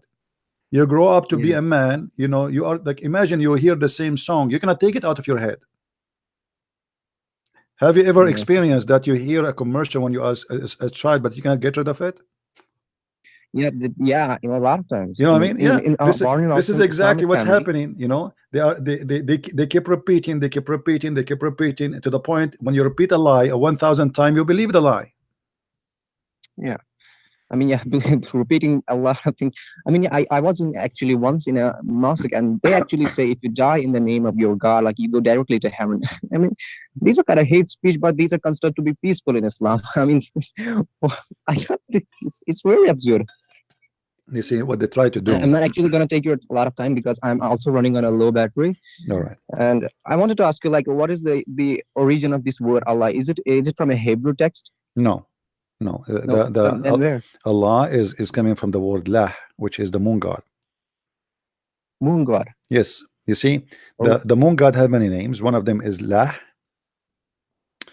and you know, people who live in hot countries, they worship the moon. Mostly people who live in cold countries, they worship the sun, and that is logical. You know, if you live in Alaska, the sun is your beautiful day, right? If you live in yeah. Saudi Arabia, the sun is your harsh day. So they enjoy the night, they hate the day. The sun kill their cattle, their grass, their water. So those who live in desert, they worship the moon. Those who live in cold area, they worship the sun. So there was major two gods Mm, in mm. competition: the moon god and the sun god. This is why Muhammad, he said he forbid the Muslims uh, to pray when the sun rise. You see, the Muslim, he cannot pray after the sun rise because simply he Ooh. believed that the shaitan come from between the two horn of the sun. All right, why Yeah. why he is saying that? Because simply this is his enemy god. The sun is the enemy god of the moon god. Always the one who believe in the moon, they try to say bad things about the sun. So Muhammad, he adopt that. you know, this is like have to do with old legends. As an example, read with me here carefully. Yeah. The prophet stood beside a place and with his finger toward the east, and he said, affliction are there from where the side the head of Satan come out. Okay, the side of what do you see? It says here the side of the sun. I'm not actually able to see that, but you can continue. I mean, you can give me also the reference. Yeah, actually in Arabic it says the translation is not accurate. It says the horn of the horn of the sun, not the side of the sun. The horn of the sun. Oh, there is no screen. Yeah. Sorry, guys. Okay, here we go. I forgot to put the screen on. All right. So as you see, Muhammad, he claimed that the sun have a horn, and the horn of the sun is the horn of the devil. The translation here is false. It says the head of Satan. It doesn't say that. It says the horn of Satan comes out. Qarnu shaitan.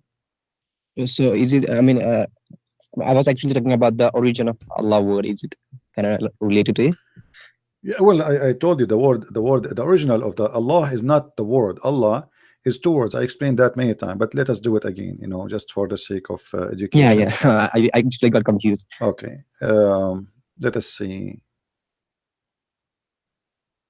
Because sometimes I have a debate with my friends. I mean, I don't actually talk to a lot of people, but I need to provide them proofs, like show them the truth. And sometimes I even get like speechless, but when I don't come with the reference, no problem. with all those stuffs. Okay, here, this is.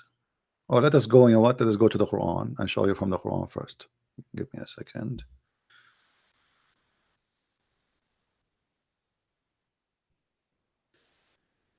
If we go in the Quran, you can go to the beginning of the Quran. Chapter 1, verse number 2, and chapter 1, verse number 1. Here we go. I don't know if you can see it or not. You will notice here with me that the word, this word here, Allah, let us make it in red. Okay. Here there is letter Alif. Do you see this Alif? But here is not appearing here. Where? So here we have this letter, Yeah, which is not exist here. Why? You see, when it comes to names, you cannot add or take off letters unless it is additional, right? So what happened here? Yeah. Alhamdulillah. Li in Arabic mean two. Alhamdulillah. Li lah. So what the name of God? Lah. As simple as that. Oh. All right. So here Allah, because Al is equal to the Aramaic word and Hebrew in the ancient Aramaic and ancient Hebrew, Al is equal to God. In the Arabic today, Al is equal to that, but in the old Hebrew, Al is God. Today in the new Hebrew, Al became El. So the Christian, they say Emmanuel, Mikael, Gabriel, Ishmael, oh yeah, Israel. I mean, they have copied a lot of stuff. Yeah. So El is a word mean God, but it used to be Al, which mean they used to say Israel, Mikael, Ishmael, not Israel. So here Al is Al lah. Al lah, which mean God lah. Did you get it now? Yeah, this is why here it says li lah. Li mean two. Two. Lah. Two lah. Two lah. Who is lah? You can go right now to Google and search lah. You will find that lah is the moon god. Yeah. Thank you, and good luck to you. You're welcome, my friend. Sure. Any question? Any other question? No, actually, I have a lot of questions to ask you, but actually, I have 4% battery, and actually, I have to go. All right. So actually, I will keep you calling. I will keep you calling. I actually watch your live debates a lot. All right, my friend. Take care and good luck. And I hope you will become a believer in Christ, because He is the best. And you know, for me, I'm a very deep thinking person. I'm not a person just believe blindly. And I chose to be Christian after a very deep investigation, and I could not find something better and something truthful more than the name of Christ. So I invite you to think about it deeply, and you sound like a smart gentleman. You are out of Islam already, so I Yeah. invite you to the best of the best, and that is my Lord the Messiah. Think about it and let me know if you have any questions. I will be happy to help you. Yeah, I will come back to you if I have. All right, my I friend. will be keep calling you. All right, my friend. Take care. Okay, thank you. Thank you. We pray that this gentleman, he will accept Christ soon. He sounds like a smart, intelligent person. We are happy for him that he decided to leave Islam. And as you see, Islam is a very easy, stupid religion to fight. But if you do not know how you can fight it, you know, how you can fight it.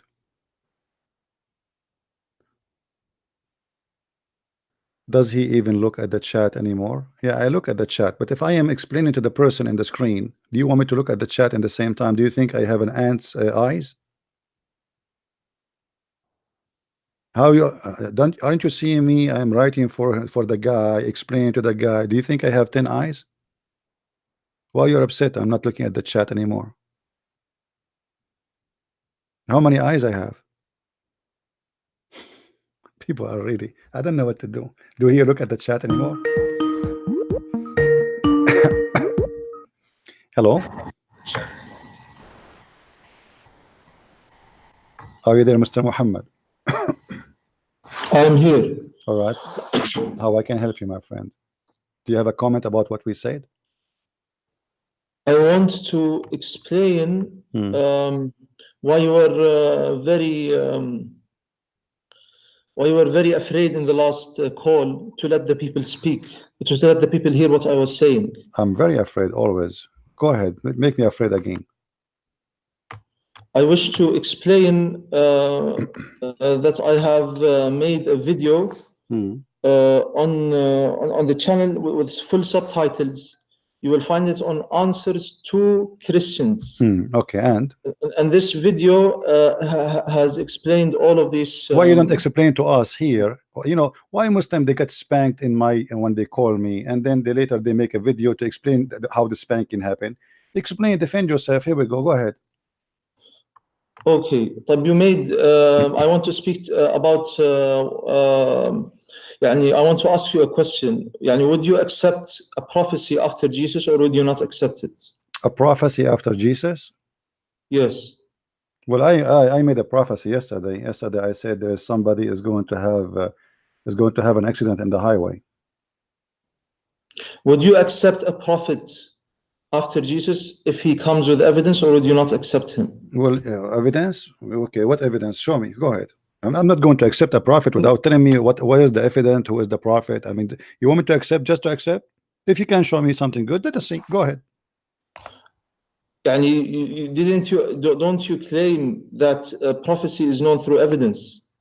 My friend, somebody he is a prophet, he have to provide in the Bible, give us a category for a prophet.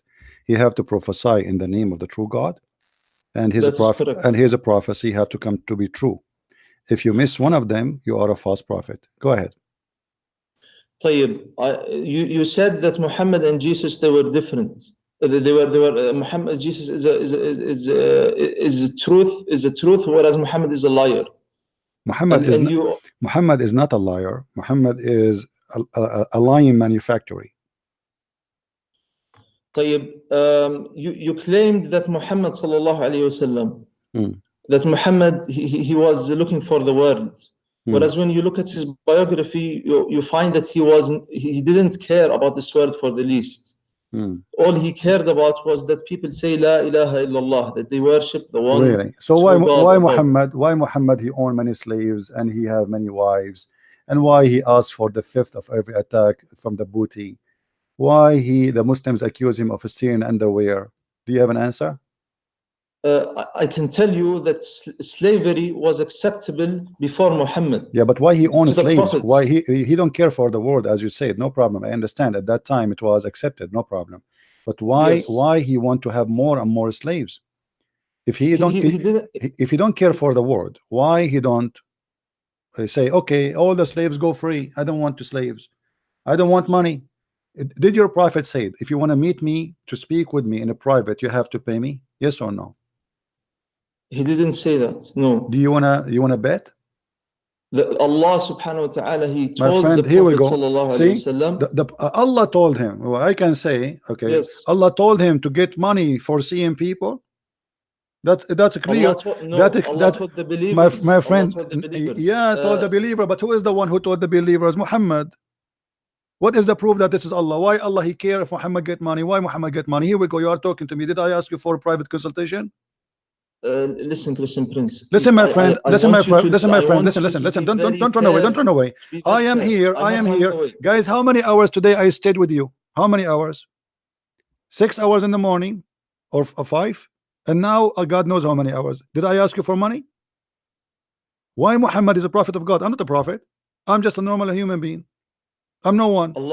Why Muhammad? Don't tell me Allah. Don't tell me Allah. Why Allah he care? Why Allah he care that a prophet of God, if he want to meet somebody in a private, he have to be paid?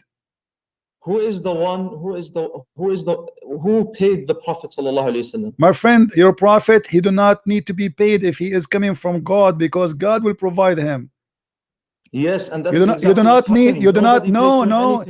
need to make it an obligation for everybody want to meet him in a private to pay him. Read with me. Oh, who you believe when you consult with the messenger in private, spend something. That is correct. He's asking in advance, my friend. No, you see, anyone can talk to me. Anyone can talk to me. People, they talk to me. I answer hundreds of emails. I make thousands of videos. I never ask anyone to pay me a penny. I am not a prophet. Your prophet should have a better ethic than me. Why he make a condition? Why Jesus? Listen. Why Jesus did not say? You see, my voice is not good. Why Jesus did not say, okay, pay me before you see me? The Prophet why Musa did not do the same? Can you let me ask the question just so we can have a dialogue? The Prophet ﷺ, he said, he was told to tell his people, I do not ask you for anything, for any game. I'm not asking you for any payment. What asking? He's asking. Okay, did Allah say the fifth of every booty to the Prophet? Yes or no? That is correct, but did the Prophet take anything from it? He took it, for sure he took it. Here we go. The Muslims are fighting over an underwear. Don't you see? Don't you read with me? The Muslims accuse your prophet. Read with me, my friend. I'm not making things up. Is that a true story or not? That the Muslims are fighting over the booty, accusing your prophet that he took an underwear. You are being very dishonest, my friend. The proof in front of you. The proof in front of you in the screen. The proof. I don't care if you are in YouTube, if you are in the moon. You keep saying to me dishonest. I'm showing the proof and the reference. This is Tafsir al-Jalalain. This is chapter 1, verse number 161. The Muslims accuse the prophet that he stole a bikini. So why you say to me you are being dishonest? Listen, I just want you to understand, Christian Prince, that you have to take it objectively. You are thinking about things in a very wrong way, and I can just point out to you that the Prophet ﷺ and Jesus, Jesus and Muhammad, they were brothers. They were brothers in faith. You cannot. You are like what you are. Seeing something which is not there, and you are just lying to the people. This is not. Okay, you see, you are being a potato now, and you don't show us. I'm lying about what?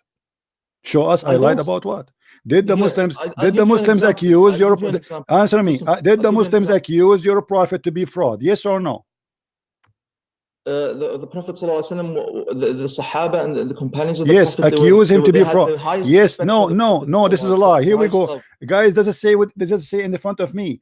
Does it say in the front of you in the interpretation of the verse that he accused him to be a fraud? Do you see the word of fraud? Allah subhanahu wa ta'ala, Allah subhanahu wa ta'ala, what does this mean? Does this mean that that he did take anything? When you tell me if the believers, if I am a prophet and my companion accuse me to be fraud, what about the strangers? If the one who believe in Muhammad accuse him to be fraud, that's mean he's a fraud. when nobody accused the Prophet ﷺ, maybe a few, a few. Who is the few? Who is the few? Obviously, obviously your God Allah in his throne, he decided to write about it that Muhammad, he stolen underwear. I mean, what kind of God? Let me ask you. Your God Allah, he did not write us. Your God, he did not write. I'm not listening. Listen, you wait. Let me prove to you that you are trying to escape the truth. Did your prophet have sex with 6-year-old girl? Yes. Did your prophet kidnap women from their houses? Yes. Did he steal money? Yes. Did he torture a Jew guy for asking him for the money he hid under the ground, which is his money? Yes. Did Muhammad, he cut a woman 2 pieces when she was alive just because she made a poetry against him? Yes. She is 85 years old. What kind of a prophet he is, the one you have? What kind of a man? He cut a woman 2 pieces when she's alive and she is 85 years old. Where is the mercy? Where is the ethic? There is, Islam is the highest ethic. Islam is the highest. What is the ethic? Here we go. Okay, is it the ethic? Is it the ethic to have sex with 6-year-old girl? He did not have that. When she was 9, he married her. Is that better? He married her when she was 6, and he entered into her when she was 9. Okay, he married her at the age of 6, so he was molesting her between 6 to 9, and at 9 he have intercourse with her. What kind of a man? He is at the age of 54. He marries a 6-year-old girl. Why is this against the Prophet? I don't because see that means he's a pedophile, because this is ethic. Why am a man, my friend? He married her. It was lawful. This is not marriage. This is not marriage. She's a child. In order to marry somebody, she have to agree to marry you. In order to she don't even know. She don't even know what marriage means. Do a child at the age of 6 she know what marriage means? There are certain cases where this. My friend, there is someone saying to me 9 years old. No, she was not 9 years old. Stop being a fool. She is 6 years old when he married her. He entered into her when she was 9. He molested her between the age of 6 to 9, and at the age of 9 he have intercourse. At the age of 9 he have intercourse. Now let me ask you, if she is not ready, why a man at the age of 54? Why are you bringing up these things? We have to because you're ashamed of it. This is why you don't want to talk about it. Why? I mean, why? Because we're talking about the ethic of your prophet. Let us talk about different ethic. Let us talk about different ethic. Did Muhammad enter the house of his own son and he flirt with the wife when she is married to him? Did he or not? Say no. I challenge you. I challenge you to say no. What foundation? What kind of foundation? A prophet of God, he entered to the house of his own son when the son is not there, and he flirt with the wife. The Prophet ﷺ was the highest moral character. What highest? If your father, be honest, if your father enter your house and he flirt with your wife, is he a highest person? Or he's a scumbag? This is inconceivable of the Prophet sallallahu alaihi wasallam. What inconceivable? What kind of a prophet? Answer me. Why he did that? Explain to me why he did that. Why he flirt with the married women? I wanted to. No, answer me. No, answer me. Why he flirt with the? Give me a logical explanation. He is a high ethic. He is the best of mankind. He is the best of people. But he entered a house of the husband, which is his son, and he flirt with the wife, and he said to her loud with a loud voice, "My heart is flipping for you. Praise be to Allah. My heart is beating for you. I want you." What kind of man he say that? What kind of a man? Okay, here we go. Let me show you. Guys, he said to bring the hadith itself, right? The second I will show it to him, he will say, "I don't believe in this." So just wait. Hold on. It has to be. Hold on. Not necessarily. Hold on. Not necessarily. Yeah. Authentic. Yeah. Authentic. It's your books. Nothing in your book is authentic anyway. My friend, nothing in your books is authentic. Nothing in your book is authentic. The Quran is not authentic. The Hadith is not authentic. Muhammad is not authentic. Allah is not authentic. So why you're asking for something authentic? All of you is not authentic. And when you say, okay, listen, and you are the one who said it have to be authentic, and this is a proof that Islam is a false religion. Because why you Muslims have books are not authentic about the Prophet? Because you Muslims are liars. Otherwise, you tell me. It is because we Muslims, we narrated everything, the lies and the good things. You narrated the lies about your prophet. I mean, this is a wonderful job. Let me ask you a question. Did your prophet say, "Don't write hadith about me"? No, we transmitted everything. Did your prophet say, "Don't write the hadith about me"? Yes or no? He did say that. Okay, so why you write the hadith? Because you don't understand what is the context. No, tell me. No, why you write the hadith? If he said to you, don't write hadith. Why you write the hadith? I want to have a dialogue, just to make sure that you understand. If you are honest, you will come to the truth. If you are dishonest, people will find out the truth. you should care about the truth. So let us speak. My friend, I'm letting you speak. I'm asking you. Why But the you're not letting me answer. the prophet he said don't write the hadith and you Muslim write the hadith? Who is stupid here? The Prophet sallallahu alaihi wasallam. There are now many points. Can we go into them one by one? Yeah, we just go to the one about your prophet flirting with Zainab. Bring the hadith itself. All right. Put it on YouTube.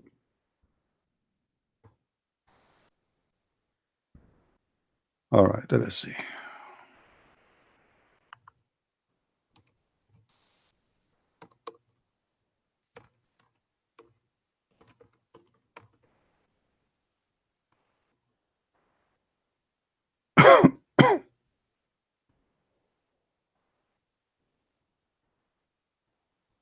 And I just want to clarify that I'm not a sheikh, because I you don't say care that if I'm a I don't sheikh, care and if people you're now understand that I'm a sheikh. I'm not a sheikh. my friend. I don't care if you're a sheikh or not. Okay, this is not the last of my worry. But I care that What you don't are you and say that preparing I'm a yourself to say that you know nothing? You know, is that No. what? Okay. Alhamdulillah, I am inshallah, I'm on light from Allah. I'm on guidance. Okay. You are in error. Okay. But let's we see. have to have dialogue so that we reach all the right. All right. Okay. Okay. Here we go. Let us go. You have the Quran with you. I told you I memorized the Quran. Okay. Which chapter in the Quran speak about Zayd? Which verse? فلما قضى زيد منها وطرا الأحزاب, the 6th page. The Ahzab what? 6th page. What 6th page? No, which verse? I don't remember. I don't remember. فلما قضى زيد منها وطرا. All right. All right. So this is a chapter 33, verse number 37. We will go to the interpretation. I will make you read with me, so you don't say I'm making things up.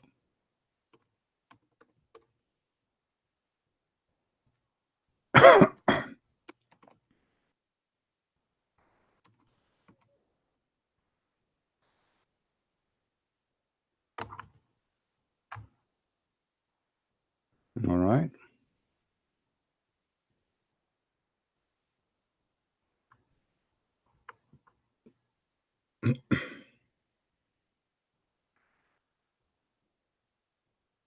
All right.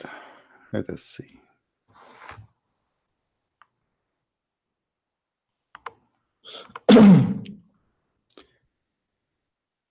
Read with me this one in the screen. Do you see it? 1 second. Where is the hadith? Yes. Okay. 1 second. Just a second, because I'm working from YouTube. It's on the screen now? Yeah. Okay. Good. I don't see it yet. 1 second. Yes. Now I see it. طيب. Read and translate for us, please. طيب. What is this? 1 second. Where did you get this? 1 second. قلت هذا القدر الذي أخرجه مسلم في صحيحه. Okay, can you go up just a little bit up so I can read from the beginning a little bit?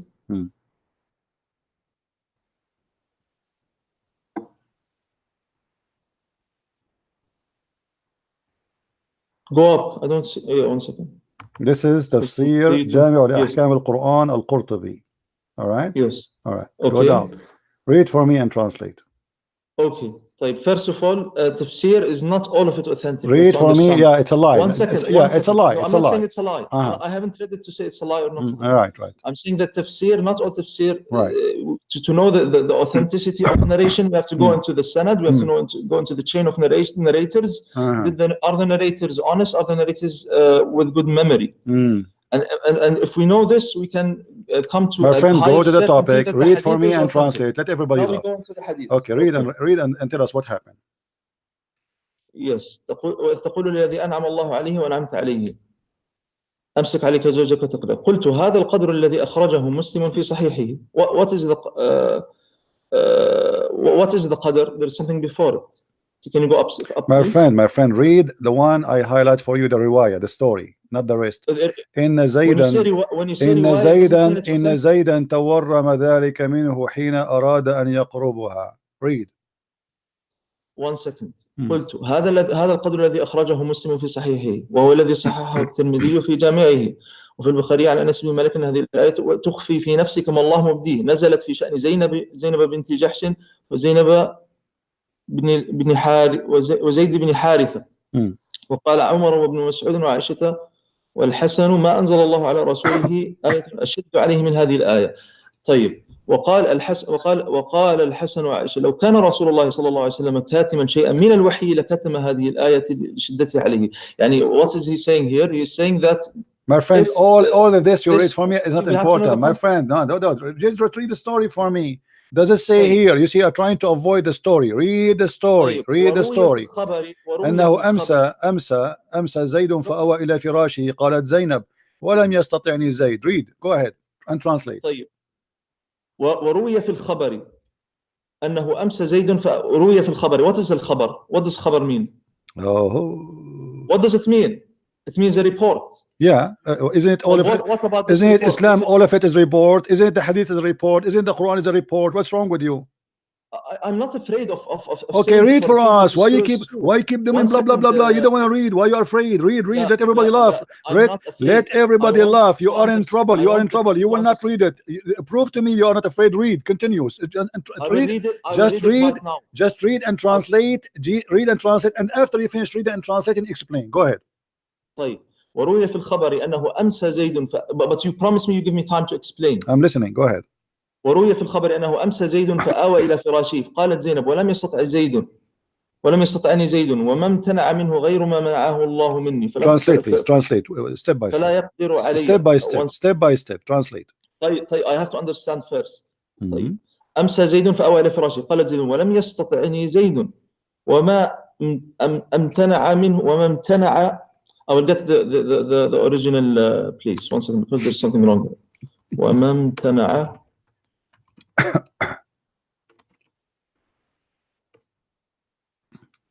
Let us make it simple, my friend. It's going to take you 10 hours to read it, and suddenly you do not know Arabic. Suddenly you do not know Arabic. Suddenly he need to understand, guys. Suddenly, so why you don't read? Why you are giving it all this time? Does it? Let us make it short. Does it make short? Does Aisha?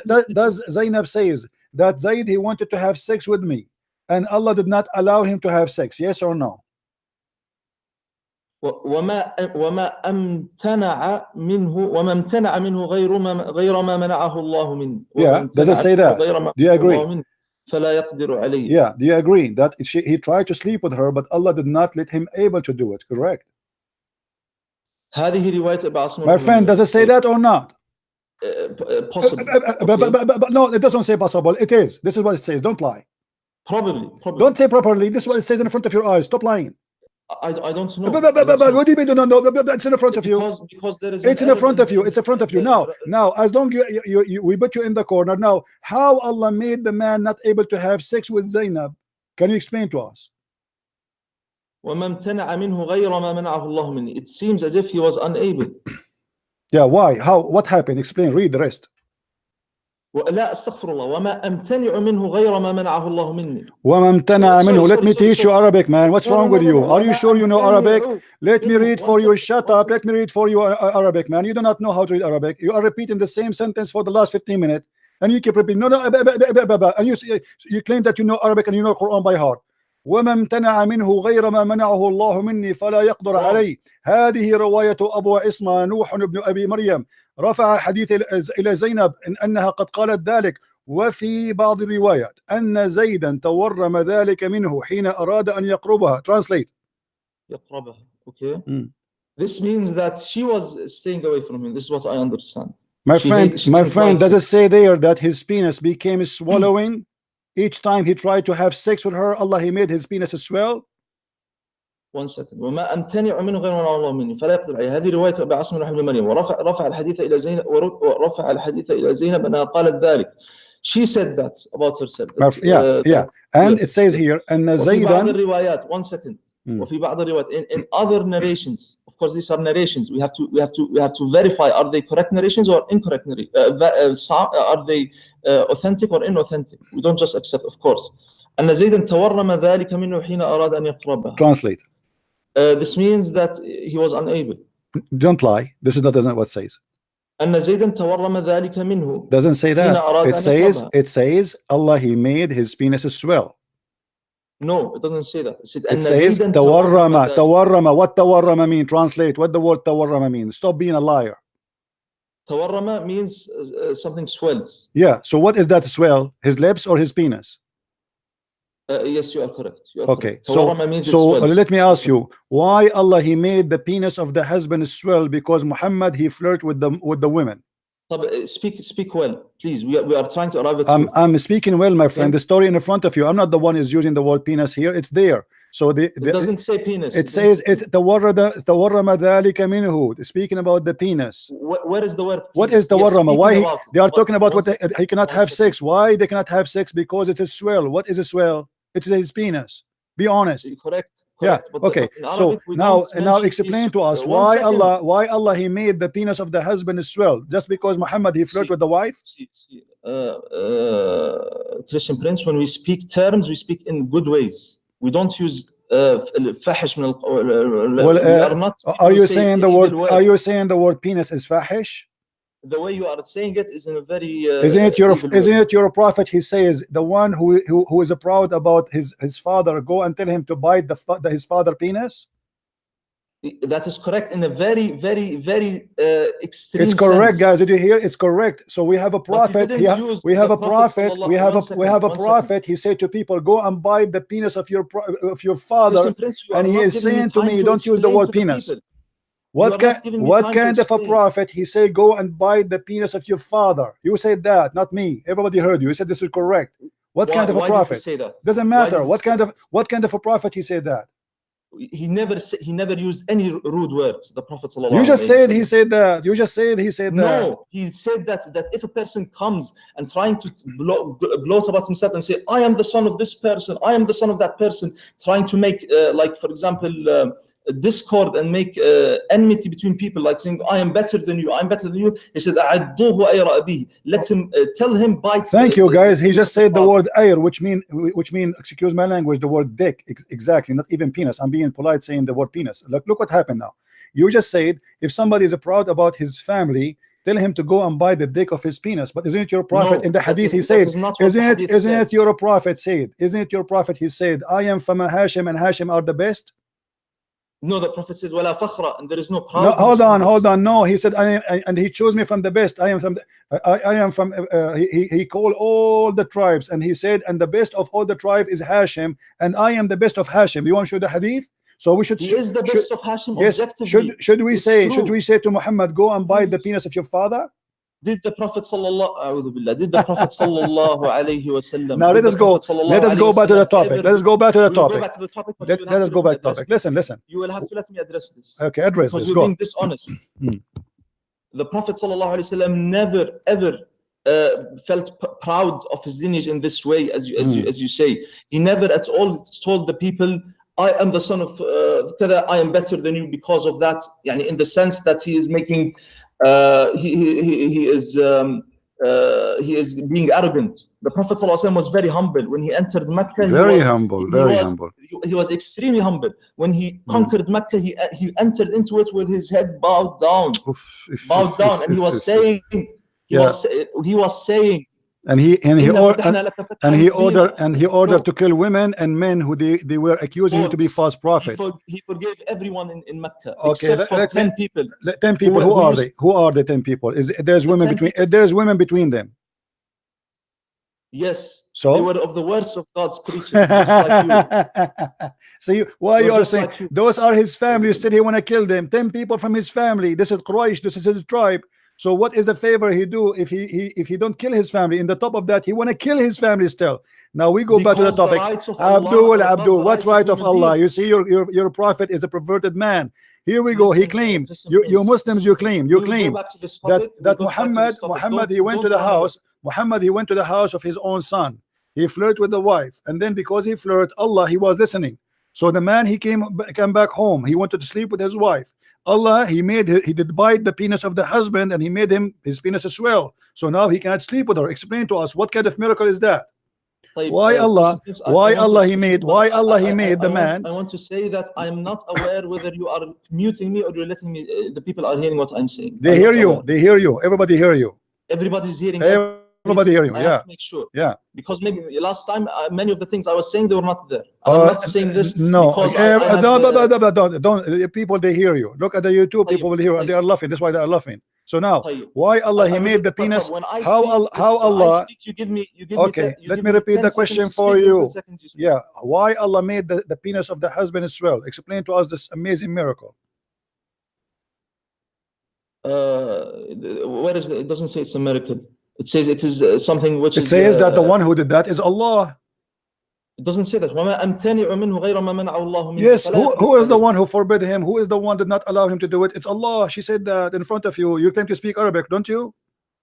تورم doesn't mean it swells necessarily. You don't lie, don't lie, don't lie. Tawarrama, it means swell, and you are the one who translate. It means that he's unable, probably. This one. Abdul, you see, if I show it to you in the dictionary right now, are you willing to open the camera and do the monkey dance for us? The dictionary, so dictionary now is lying. Even dictionary is lying. No, the Google dictionary is not. But not Google dictionary, not Google dictionary. If I show you an official dictionary, what do you do?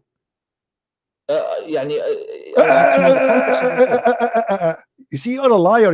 You are certified liar. Shame on you. I am telling you, I don't know this hadith. I'm willing to look into my friend. it. You don't know. You know. You are learning from a Christian prince. Admit that I am your master. I am the one who teach you Islam. Each time a Muslim he called me. He said, I never heard this before. I never heard this before. Donkeys. How you believe in God? You don't know what you never heard this before. What kind of a Muslim? He did not learn this before. Why you are learning from a Christian person?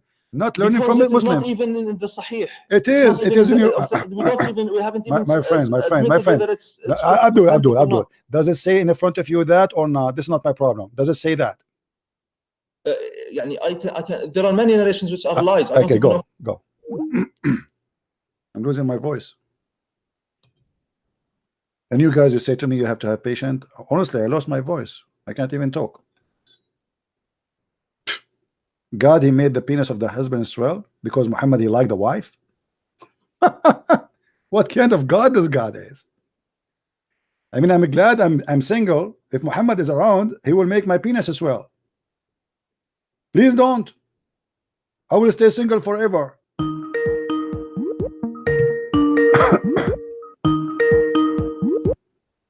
Why you are calling again? Are you going to read, continue, or you will play the game? I do not know what I never heard. I'm more honest. Inshallah, I'm more honest than you. Okay, then continue. Go ahead. So, does it say tawarrama, which means swell? Be honest. I don't know. Get lost. Don't call me again. No, you are a liar. You see, he said wallahi. He said wallahi. There's no Muslim in the world. There's nobody in the world. Don't call me again, donkey. There's nobody in the world do not know what tawarrama mean. He speak Arabic. Arabic is his first language, and he said he do not know what tawarrama mean. What a big fat liar you are. Taqiyya.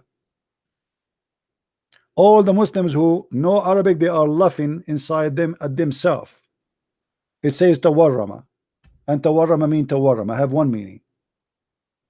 It means swell. I do not know, right? Please don't forget to download the video and post it on your YouTube. Please. He called us, hey brothers and sisters, I made a video. It's called Answering Christian Prince, and I am going to expose the Christian Prince. You are right. I don't even debate myself. I will lose. Don't do that. And by the way, don't forget to buy some Vaseline, because your ass will swell after all the spanking you got. I did not even start.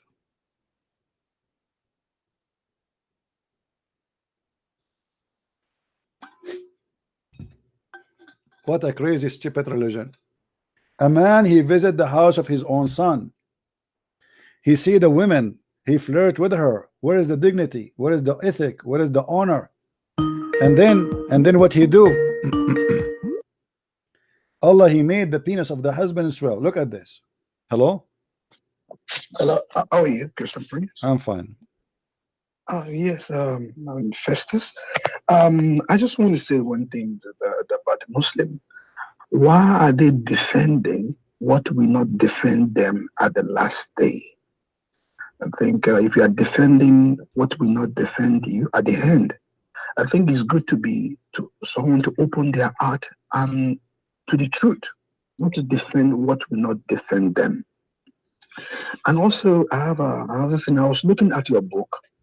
And you said that if someone pray for 83 years and someone pray for a day is equal. So why someone has to pray for 83 years and someone that pray for one night, between one night, is equal Yeah, to this is 83 a years? What a waste of time. Once let me tell you. Once a Muslim sheikh, he was debating me. He said, he said, I agree with you. This is not accurate, but here he was exaggerating. What exaggerating?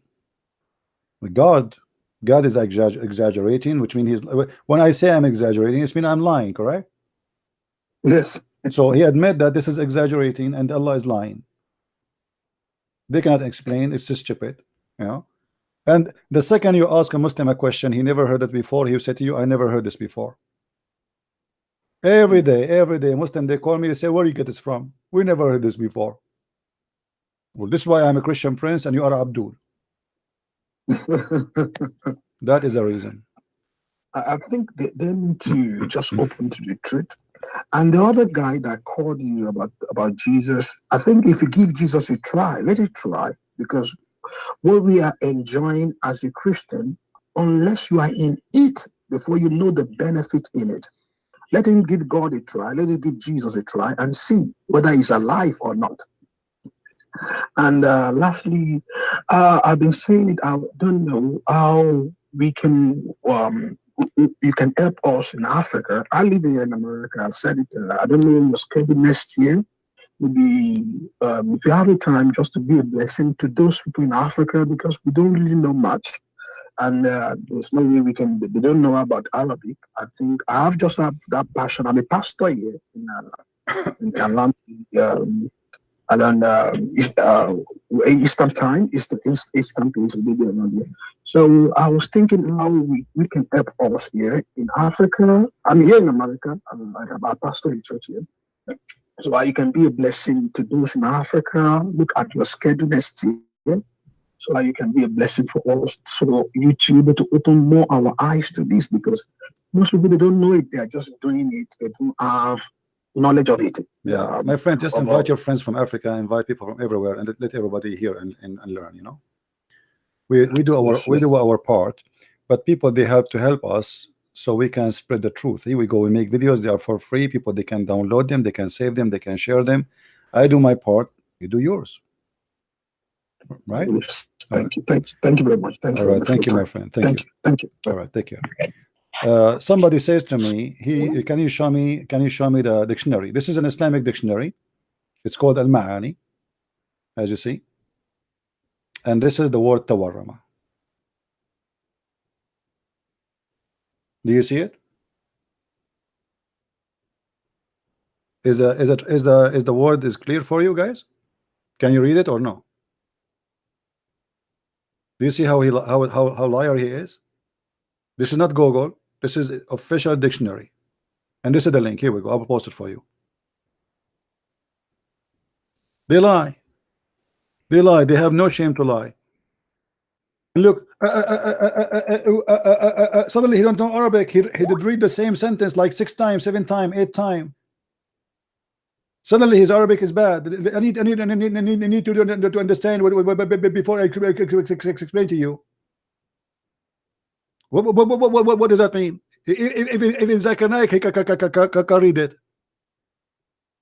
If we bring Zakir Naik now, he will explain to us very easy. He will say, brother Tita,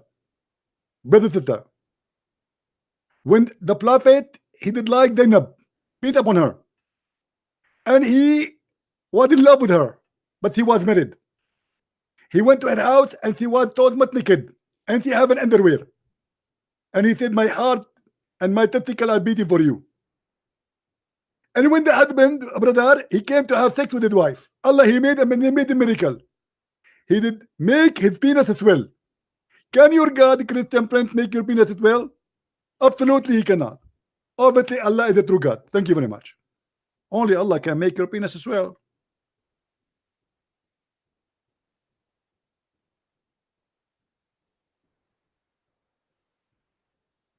Do you see it?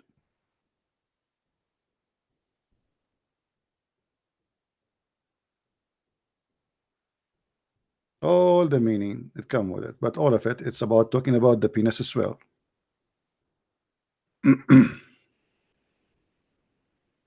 The story itself is speaking about the husband, he could not have sex with her.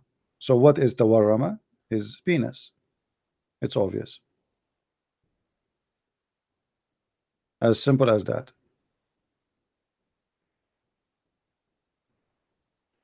I wonder how many penis they swell in Quraysh, because Muhammad, he liked the wife of somebody. I'm sure Muhammad, he liked all the wives. So I bet you all the penises in Quraysh, they were swelling. All the Arab at that time, they have a bondage around their penis. Because the Prophet, he liked the women. That's it. The second he like your wife, your penis is swell. What you can do about it? Allah is involved here. That's it. His job is what? Muhammad, he liked the women. Allah, he bring a hammer, he hit your penis. What happened? I don't know what happened here.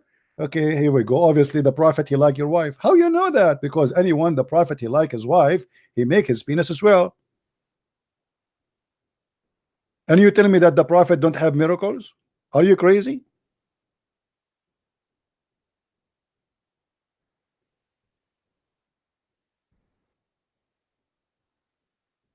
Do we have any Abdul?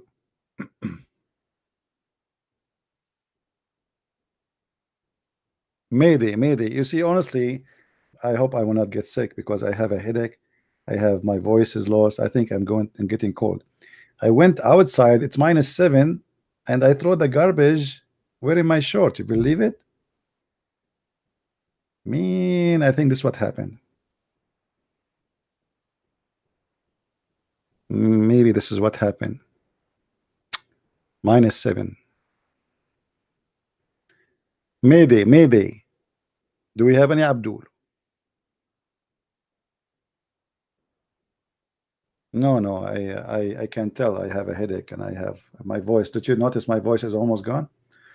I think because I'm talking too much, I'm doing too much broadcast. I should maybe take a break, maybe for a day or two, you know. I'm a liar. Yeah, I'm a liar. Yeah. People, they see it in the screen, you idiot. You lie, you say it doesn't, not necessarily. Aren't you proud about this book that Allah, he make the penis of the husband swell? He is the husband, he is the lawful husband. Why Allah will not allow the man to have sex with his wife?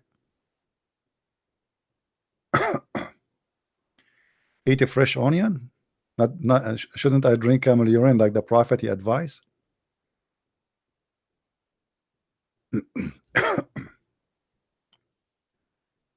Yeah, I know Allah is very awesome. He is the penis sweller. If you are a penis doctor, you open a clinic in the city of Muhammad, because you can imagine, or you cannot imagine, how many men they will come to your clinic and how much money you will make. Women walk in the street, the Prophet look at their, actually let me show you, Muhammad, he was doing that always, you know. A woman walk by, look what Muhammad he did. Look at this decent Muhammad.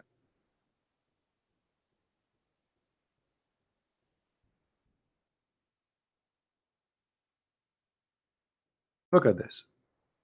A woman passed by, and Muhammad, he got excited. Obviously, he is looking at her bum. More. Wow. So Muhammad sitting in front of his house, and he have his companion with him. A woman, she walked by. Muhammad, he stood up. He went to his wife. Recommendation to the one who sees a woman and is attracted to her to go and do his wife. This is the chapter of the book name.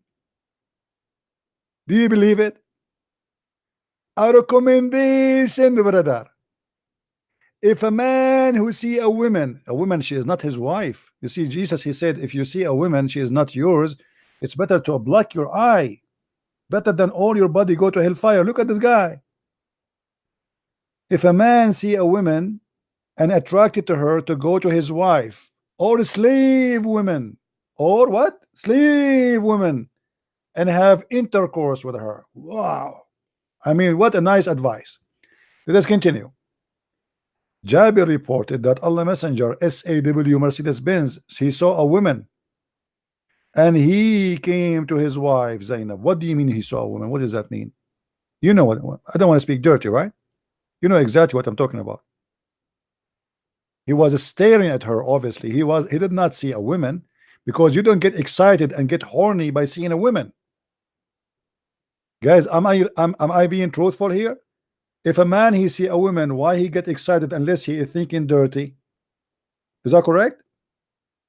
You see, you are your thinking. It's not about what you see, it's about what you think. I will give you an example. If you go, let us say you are inside your house and you have a daughter. Your daughter, let us say she is 17, 18 years old, and suddenly you open the door of the room. It's your house, but your daughter, she is changing her clothes and she is very beautiful. Do you feel anything? No. Why? Because you will not allow yourself even to think about it, correct? But she's a woman and she's a beautiful woman, but right away this idea is blocked in your brain. So it's not what you see, it's what you think. Do you guys understand me? It's not really what we see, it's what we are thinking about. If I think about you in a sexual way, I see a sexual thing. If I look at you as a friend, you are my friend. If I look at you as a sister, you are my sister. It is how I look at you, not what I see. So here we see that Muhammad is a perverted man. He don't see a woman in the street, he see a vagina. He see a bum. He see sexual object walking in the street. The woman, he don't even know her. So what he do? He go inside the house and he do his wife who is busy doing leather tanning, which is very hard job to do. So he stop her. Imagine how donkey he is. I mean, is it the time now for you to have sex? Are you a mule? Can't you wait until later? No. So he forced his wife out of the work and he do her as if she is a goat, she have no feeling. And then he come back and look what he said. He claimed that the woman is the devil, not him. Look what he said. The woman advances and retires in the shape of a devil. So when one of you sees a woman, he should come to his wife and repeal his sexual desire, not his heart. Doesn't say heart. Do Muhammad even have a heart? That is Islam. Go and read what Jesus says about looking at women, they are not yours, and see what this man is doing.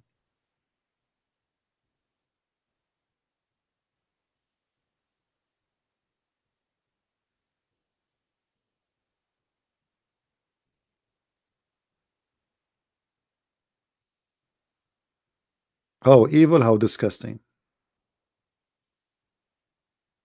This is why Muhammad always described women as sex toys, because he cannot see them anything except for sex. In the heaven they are for sex, in the earth they are for sex. The job of women is just to take off their panty and give babies.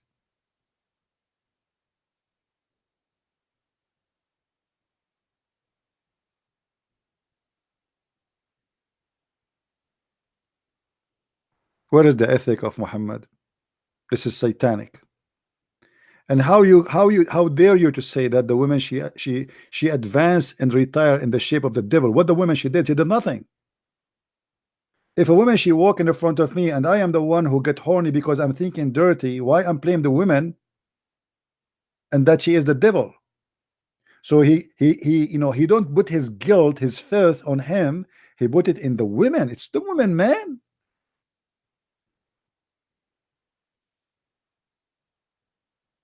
But the woman, she did nothing. She just walked, going home, doing something. And ask yourself, Muslims, do you see that your mother is the devil? Because the women here can be your mother and my mother. Do you really say to your mother you are the devil? So if your mother walk in the front of Muhammad, she is the devil, and Muhammad get horny, do you like that? I'm sure you don't mind. You lost your dignity. Since you worship Muhammad, you don't mind if Muhammad is asleep with your mother. At least you will call him daddy.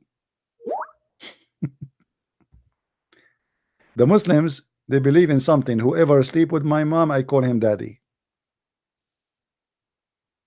This is why Muslim women, she get married and divorce and married and divorce and married and divorce and married and divorce. She is like the bike of the town. No dignity. By the age of 40 or 50, she married like 60 husbands, maybe.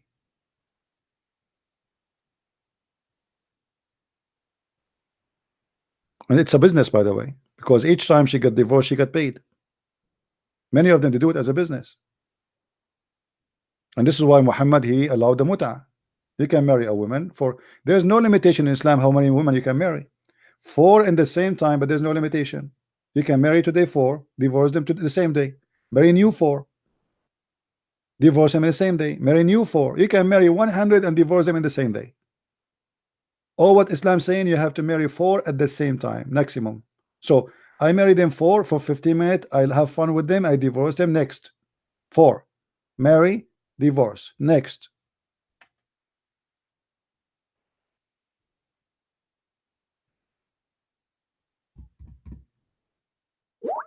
By the way, I'm going to do cleaning to my channel from the videos. This is what we do in order to make people download the videos. So in the coming 48 hours or maybe 24 hours, you will see most of the videos disappear. So if you care to download them, feel free. All right, I do that for many reasons, and the number one, to be sure that people are downloading the videos and sharing them around and all over. Those videos, my friend, is priceless because they are first-hand witness. Like now, our conversation with this Abdul. Take it, download it, cut it, post it around, let everybody laugh. This is Islam. Christian Prince will not live forever. I assure you, my friend, I will die. And by the way, when I die, the Muslim, they will say Allah killed him. Yeah, right. So download them. We are teaching you, we are sharing with you from my time, from my life, for free. You don't pay for it. I pay death threat every day. People threaten me, people want to kill me, people want to find me, people want to hate me. I have minions who hate me, but I don't care. I do what is right. So please download and share with your friends. Post on YouTube, post in other channels. There's many other social networking, you know, post everywhere. Save in your computer in case people they lose it. Let us work together so your child one day will not come to you and say, I'll become a Muslim. Then Christian Prince cannot help you. It's too late. We gave the flu shot before you get the flu. Educate your children, educate your family, educate your friends, and don't sit mute. If you think that this disease might not come to your house, you might be mistaken. Many people, they thought it's not might come to his house, but it came. Your child go to school, he meet with Muslims, they lie to him, they fool him. Christian children are not protected because nobody teach them. We ask Christians, you know, why you don't teach about Islam? They don't want to do it. They are busy waving hands to Jesus, but this is not what Jesus wants you to do, to wave your hand. This is not what is Christianity is about. Christianity is about bringing people to Jesus, not waving hands to Jesus. How many people you brought to Christ in your lifetime? You wave your hand to Jesus, thank you very much. He saw it. The Bible speaks of different stories. There's many parables in the Bible speaking about that God, he gave you investment and you have to invest, you have to bring it back. And the investment is not about money. It's about bringing souls. So when you became 50, 60, 70, 80, and then you die, and then you stand in the front of the Lord, he will ask you what you did in your life. What exactly you did, what you did. Did you try to help in anything? Have you ever tried even to do something? What you will say, I was drinking in the bar, I was going to party, I have kids, I have to take care of them. That's all. You bought a new car, you bought a new house. My friend, don't be a number as many they die. There's many people that die and nobody will remember them forever. They are forgotten. Even the Lord will not remember them. Because the Lord, he said, not everyone say Lord, Lord will enter the kingdom of my Father. Who is the one who will enter the kingdom of the Father? Is the one who do the will. And who is the one who do the will? Is the one who brings souls, not the one who bring money. Jesus do not need your money.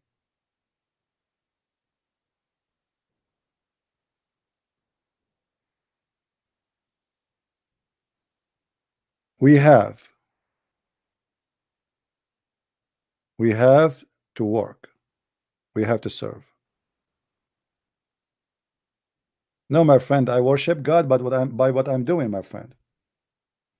You see, isn't it the Bible says that a happiness will be in the kingdom of God if one soul is saved? How many people they left Islam because they watched my videos and they became a Christians?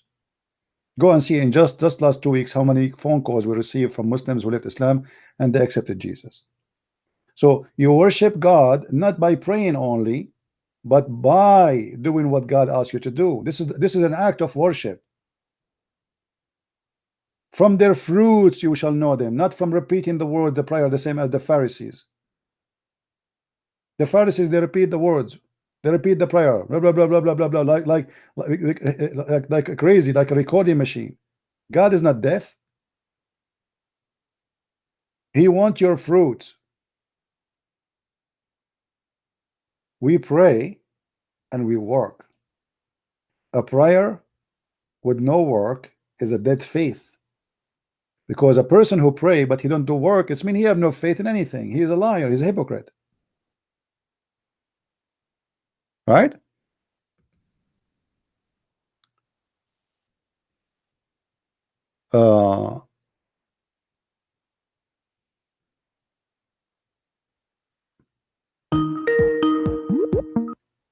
Hello?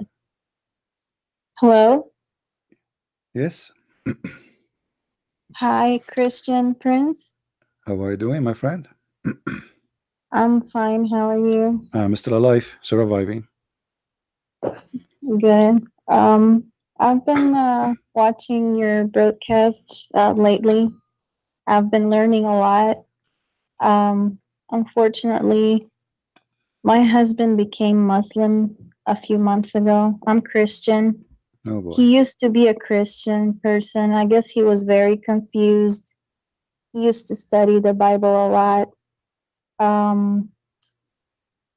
But he ended up reading Quran and he just became Muslim. Now he's trying to force me to convert if I want to stay married to him.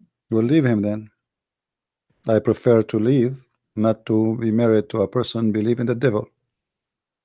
Yes, I know.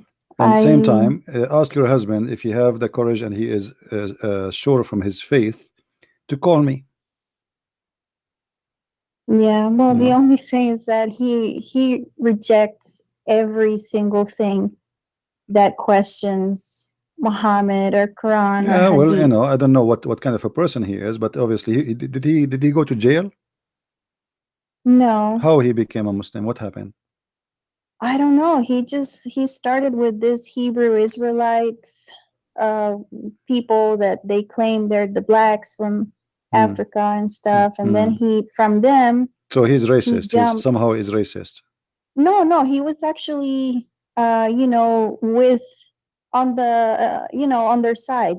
He said that yes, they are the true Israelites, and all of that, and he started, studying Bible a lot. But I guess he got into a big confusion, and then he just, started. Somebody spoke to him, and somebody did deceive him. He's a victim. But anyway, if you want, try your best to make him listen to my videos or to contact me and call me. I will be happy to talk to him. Yes, this is why we say don't wait until it's too late. You see, if people do not learn about Islam before, Muslims, they can deceive them and they can lie to them, and then it's going to be too late. You know, it's going to take time before he leave. I believe he will leave Islam, but it's going to take time. You know. Yeah, I keep praying, and I have, faith he will. Yeah, but in order to make him leave, you have to speak to him in his logic. I don't know what his logic when he talked to you, but the best way to fight a logic is to fight it with their own logic. So if you can tell me, provide me what he say to you about why he became a Muslim, then we can answer him. Yes, well, I have been actually asking him about certain things in Quran and Hadith, like the, breastfeeding of adults, the killing of the apostates, things like that. And he he gives me no answer. He's he- like, he- well, he- I cannot answer that question now. Yeah, because he's a potato.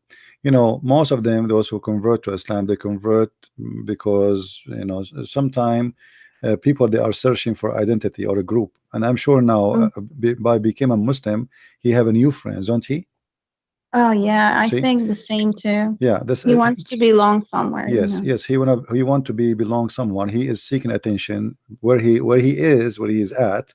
People are not giving him attention. Now he will find himself important. People, they want to talk to him. People want to invite him. He became a superstar. But after some time, he will become a normal Muslim, and nobody will care for him, and he will leave Islam. The average of people who convert to Islam, they live in a maximum of 3 years. Most of Muslims who convert to Islam, they live in 3 years maximum. All right. Yeah, I hope so. Yeah. I mean, I hope it's sooner than that. Somebody's asking me to ask you: did he join the Nation of Islam? No, he actually is against them. Okay. He says they are kuffar. So what he joined? What exactly? Muslim, Sunni, Shia? What he joined? Sunni. Oh, okay. Yeah. Yeah. All right. Well, I think he will leave Islam, but it's going to take time. But if he don't want to force you to convert, you better leave him then. Don't sell yourself. Don't you sell yourself to the devil. He is trying to push me to the corner, asking me, things about God and stuff, like what my belief is, and I stay on my faith. I'm not changing Christ.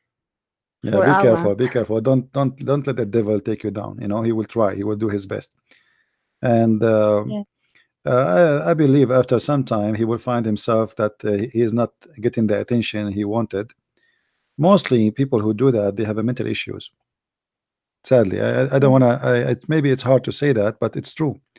People, they convert to Islam, they are suffering from kind of this. They are desperate, depression, mental illness. They are lonely. There is a reason, but I cannot find one person he convert to Islam because of something real, because there's nothing there in this cult. Yeah, I mean, it's shocking what the nonsense is, and they still believe in it. That's what shocks me. Yeah, he's looking for a club. He joined the club. It. He joined the club. From what he told me, I don't think he will stay there for long. This guy is moving from place to place. Like you see someone became a Buddha, and then became a Hindu, and then became a Muslim, and then became an atheist, and then he became a Christian, and then he became Buddha. Yeah. The world is full of mental illness. What we can say. Yeah, I know. Well, I'm sorry because this has happened to you. What happened to him, let it happen. For me, and you see, for me, I will not be sorry for anyone. He goes somewhere wrong. For this is his decision. As long nobody force him, okay, But for you, you better find your own way. And I don't advise you to, if he is trying, you said he's trying to force you to convert, or if you want to stay with him, which means he's making it as a condition, then you better leave him. Leave him, and don't stay with him. Yeah. I have a question. I've been trying to find this. I was watching one of your videos, and there is this verse in Quran that says that men can have sex with their daughters if they're daughters out of marriage, right? Yeah, this is in the interpretation. This is in chapter 25, verse 54. Yes, I have been trying to look for the tafsir for that, but it's only in Arabic. You cannot find it in English. Yeah, this is sadly we don't have it in our English, but I can give you the link in Arabic in case you want it, But in English, we don't have it. Yes, well, if you could give me the link, that would be helpful. But if you have my books, I think I have it. I think I have it in my books. If you have my books, if you go and get 6 on Allah, there's value number 1 and value number 2. You will get it translated. Oh, okay. Yeah, I've been wanting to get them. I haven't been able to, but I want to get them soon. Yeah. Yeah, and I'm sorry to take too much of your time. I wanted to know also, according to Islam, is it lawful a friendship between a man and a woman in Islam? Because I've read about it. No. People say no. No. The woman in Islam, she is a sex object. Therefore, Muhammad, he said that every when a man and a woman they are together, The third one is the devil. Shaitan, yeah. Yeah. So he described himself as a devil because he is the one who always liked to be with the women alone. The hypocrite Muhammad, he said to the Muslims, don't go and be with the women alone. But as you see, he go to his own son's house and he flirt with the wife, and Allah, he made the penis of the husband swell. You see the hypocrisy? How you say to people that you cannot be alone with the women, it's not lawful for you to do so, and then he go to his own son's house and he flirt with the wife. Not only he go, he flirt with the wife. But he flirts with her, yeah. Yeah. Yeah, so it is prohibited in Islam. I sent you the link. I sent you the link for the one about having sex with your daughter if she is daughter out of marriage to your Skype. Oh. So you can have it, you know, later if you can get somebody to translate for you. Yeah, perfect. That would be great. I want to show him that. And my friend, stay all with us and learn, so you can occupy yourself with knowledge, and he will not be able to fool you. However, if he try to force you, leave. Don't ever stay. Don't ever live with the devil. Yeah, that's true. Well, thank you very much. You're welcome. And we will God pray. bless you. We will pray for you, sister. We will pray for you. May the Lord help you and keep you strong, so he will not be able with his devil to overcome you. Amen. Yeah. Thank you very much. Thank you. Take care. Yeah. You see, guys, this is what we are talking about. You don't tell your family, you don't share with your family, you have no knowledge yourself, and then suddenly something hit you. Here we go. Look at this sad story. This woman, she never imagined that such a thing will happen to her. Madness. You have a daughter, you have a son, you have a child, you have a wife, you have a husband, they go to work, they see people, they meet people, and they have no knowledge of Islam. And people lied about Islam. Everybody lie about Islam. Obama, he go in TV, he says Islam means peace. Hillary Clinton, she says Islam is peace. George Bush says Islam is peace. The Prime Minister of England says Islam is peace. So what do you expect from people to say? I mean, everybody is repeating a lie, yet everybody in the news says that there is Muslim terrorists want to kill us everywhere. Islam is peace. So why you arrested today 3 people? They, you know, a Lebanese guy, he want to do put bacteria and poison in the water in Italy to destroy, to kill as many thousands as he can.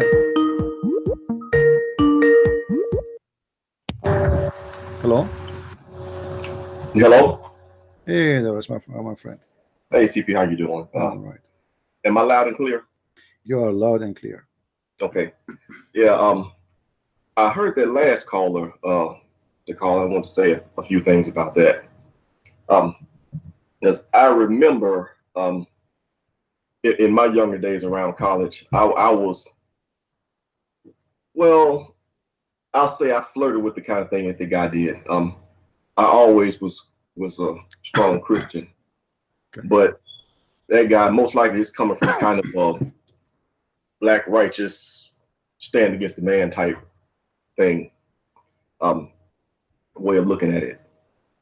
Well, it's a couple of things. Mostly it's a self-esteem issue, and that's brought about by lack of knowledge of history and things like that, because she said he was a Hebrew Israelite before he joined Islam, right? Now I've talked to a few of those guys. As a matter of fact, the kid that used to go to my church started to flirt with that stuff, and it's obviously ridiculous on his face. You know, on his face, that these people would believe that they are Israelites or Jews. You know, now there are black Jews, black people that consider themselves Jews, but they're like up around Ethiopia, the other side of Africa. Us African American folks up in Europe, we're West Africans, clearly not Jews. You know, that they could buy that. It's a self-esteem issue. But when I started to see through it, is when I started to study Islam, Christianity apologetically here. And then I started to realize that God is bigger than this particular conflict. You know, what's happening with black folks, African American folks. He's just bigger than that. You know, Black people, African Americans, are not the only people to have been enslaved. You Absolutely. know, we're not. You know, I know. Actually, Black people themselves, they own slaves before too. I mean, yeah. See, you know, when you look at enough history, enough of different cultures, you realize that people are people, and it's the ideas that are good and evil that make people do good and bad. That's what it's about. And any tribe or ethnicity or any other grouping of people that you want to identify, they are capable of both doing good and evil according to what they believe. You know, I think Bill Warner says the doctrine drives the behavior. You know, you take like Islam, for instance, you got Black people in Africa, Sub-Saharan Africa, what are they doing? Kidnapping girls, raiding schools, stuff like that, Boko Haram. Yeah. You know, in the West, you know, India around there, what are they doing? They're having wars, religious wars, trying to co-opt land, things like that. You have terrorist groups in Europe and that type of thing. It's the doctrine that determines the behavior. Sounds like her husband is on that same type of thing that I was on back 20 some years ago, trying to make God serve his, you know, our own individual needs as we define them, instead of us serving God. So to her, I would say I agree definitely with what you told me. Number one, if he's trying to insist that she convert to Islam, or if will not be married to her, then choose not to be married to him. Don't leave Jesus for anything at all. If I can only leave you one thing, they'll be put all your trust in Jesus. The other thing is, this guy he just has to learn that, one, we're not the only people to go through struggles like this. Mm-hmm. You know, Black people are not the only people to have been enslaved. And everybody has to deal with this. And that this is not something, well, like any other problem, this is something that people can get over and overcome. You know, God is just bigger than that. And I think it's pretty clear from what she told that his God, what he has in his mind, is not bigger than the people. You know, it's clearly not. So. Yeah, you know, those kind of people, they will leave Islam sooner or later, because this guy, he will go sooner or later through the process to know what Islam is about, and he will leave. It's just a process, you know. It's a process of in the beginning he is new. This is why I saw a video conference in Chicago where they said they were discussing why most of those who convert to Islam, maybe 97% of them, they leave Islam after 3 years maximum. You know, because simply they convert based on lies, and later they find out that it's a big fat lie and they leave. So I'm not really all those who convert, most of them they leave, and at the same time when they leave they will become an enemy to Islam. Yeah, you know, you remember the story of this guy convert to Islam? Yeah, he was making videos since he was 16 years old. Yeah, I saw some of those. You know, his old videos. Yeah, he is a convert to Islam. He learned Arabic, etc. He tried to convert people to Islam. Muslim, they sponsor him, etc. And then look what happened. Now he is #1 enemy to Islam. So actually, those who convert to Islam, they can be very useful in the future to fight Islam. And I assure you that most of them, they will be the enemy of Islam, and they will be an extreme damage to Islam. You see, one of the reasons people, they listen to that video of that guy don't convert to Islam, what is the reason people listen to him? Well, he used to be a Muslim. Because he's a Muslim. Like they ask me now, are you an ex-Muslim? Just because I say no, Muslim, they take a credit from me. You know what I mean? The second you say you're an ex-Muslim, it's like, okay, oh, he must be like a big deal now. You know, the same as for the Muslims. You say I am an ex-Christian, I became a Muslim. The Muslim, they give you a higher rank. You know, so but those who convert to Islam and leave, they really are going to be the worst enemy to Islam, because they were inside the cult, not outside. and then they knew more than what normal person know. They cannot lie. You cannot. They can. You know, like if you go to this guy convert to Islam, he have tons of videos. Go and watch his videos about how amazing the Prophet Muhammad, how beautiful Islam is, and look what happened. What happened? Suddenly he discovered that he was a fool. Everything they told him, it was a lie. It was a scam. Yeah. So for me, I find that those who convert to Islam are a great opportunity for future impact on the cult of Islam. Not the opposite. They leave. They will leave. Yeah. Most of them, they will leave and they will do a very bad damage. So the Muslim, they might be happy for a few, you know, okay, this person convert to Islam, but wait until you see what will happen next. Yeah. There's a woman. Let me tell you the story. There's a woman. She converted to Islam, and then she called me. She was, you know, she argued with me, etc. And then one day she called me. She said, "I am out of Islam." I said, "Why?" She said, "The sheikh, you know." I asked him a story about a woman. The woman, her name is Sauda. So this, you know, the story is simply showing how Muhammad, he have no ethic. So she asked, and none of the Muslims want to talk about it, and none of the Muslims, they said to her, don't question. The Prophet is high ethic, and there's nobody can question his ethic. But the story says bad stuff about him written in more books. So what do you mean don't question? It says bad things. So what do you mean? So they forbid her from asking questions. And then the sheikh, he came to her. She said, I am young. She is a blonde. She is white. And the guy, he's an Arab, the sheikh in the mosque. So he came to her house and he knocked at the door, and she was surprised that he's in front of her door. She said, how can I help you? He said, I came to teach you how to pray. He said, but I cannot let you inside the house. I'm alone. He said, it's okay, because we are going to teach you how to pray. Nothing wrong with that, you know. And she said, okay, how you want to teach me how to pray?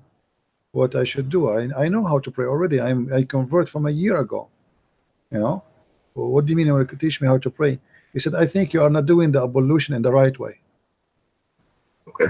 The ablution, he want to teach her how to do ablution, which means he had to go with her in the bathroom. She have to lift up her skirt. Are you going to wash her feet and her hands and you know? So right away she said to me that everything he was telling me in the mosque, it was the opposite from what he want to do when he come to me. He's a sheikh. He's not like a normal Muslim. Okay. So and then she start you know, like questioning stories about Muhammad, and she noticed that Muslims are no better than their prophet. They don't allow the questions about Muhammad because they don't dare to face the reality of how filthy he was, and their reality is more ugly than his reality. They do everything not right, but yet they claim to be the best of mankind. Everything illegal. The one who break the credit card are Muslims. The one who, if you go in Europe now, you know, if you want to have a fake, you know, software, where do you buy it? Muslims. I went to the Philippines, you know, and my phone damaged. I want to fix it. So I went there. The whole place is run by Muslims. What they have? Windows for free. Any software you want for free. $1. $1. They are controlling the market of theft. If your wallet is gone, who is going to find it for you? As the Muslims. If you have a son is kidnapped, who is going to find your son? The Muslims. If you have a person who want to buy drugs, you buy it from whom? From the Muslims. If you want to have a fake passport, from whom? From the Muslims. Okay. You know. Yeah. But yet, when they speak about dignity, nobody have dignity like them. Nobody. They are the best in the world. Nobody is decent as they are. Yeah. They use the example of Muhammad to basically give them permission. The same when you speak about Muhammad. The second you start talking about Muhammad, they give you that he is the best. Like this guy here that he just called me. I'm showing him that the Prophet, he look at the woman, she is married, and he is flirting with her. And Allah made the man penis swell, and still he's saying the Prophet is the best of mankind. Imagine your father come to your house, and then he flirt with your wife, and he is the best of mankind. Yeah. your own father. You see, Yeah. I mean, the madness is it's kind of a stupidity versus madness. You know, they are in competition with stupidity. Madness in competition with stupidity. Yeah, I mean, Yeah. because think about it. I mean, you are just reading for me yourself. You are reading that he was flirting with the wife, which is married to his son. He's not even a stranger. To his son, yeah, of all people. I mean, what a shameful person. If a friend do that to you, you know, he is a scumbag. He's just a friend because he betray you. Yeah. So what about, you know, like you see, we have a similar story in the Bible about David, right? Right. David, he did commit sin, and he wanted a woman, she is not his. But you will see David, he cried for God, asking for forgiveness. He don't make himself a hero. Hold on, we have Abdul. It's calling. Hold on. Punishment. Yeah. Hey Abdul, why you are calling? I just listened to the last caller. Yeah. When you said that the Prophet, I read about the topic you were saying, and it is completely different to what you are saying about the Prophet sallallahu alaihi wasallam. What do you mean? The translation of the verse is completely different. What translation? The explanation of the verse is completely different. What verse? I just want you to know what the verse. What verse? What verse? The verse وتخفي في نفسك ما الله مبديه وتخشى الناس والله أحق Okay, what about it? Go ahead. Yeah, what is the exegesis of this verse as I'm reading now? It doesn't say that the Prophet ﷺ was flirting with the wife of really? With his son. It doesn't, of course, and it doesn't say that at all. What happened is do you want to challenge? I'm not really read on this issue, but I am reading. No, you call me. No, my friend, you call me, so you don't tell me I'm not read about this issue. Do you want to challenge me that he flirted with her? The Prophet _Allah did not flirt. My friend, do you want to challenge me? Yes or no? Either you say I will challenge you, or you say I will not challenge you. So what do you want to do? Choose one. I can go into it and read it with you. My friend, don't tell me I go challenge me. I want you to get me busted because one of us is a liar. So what about you get me busted?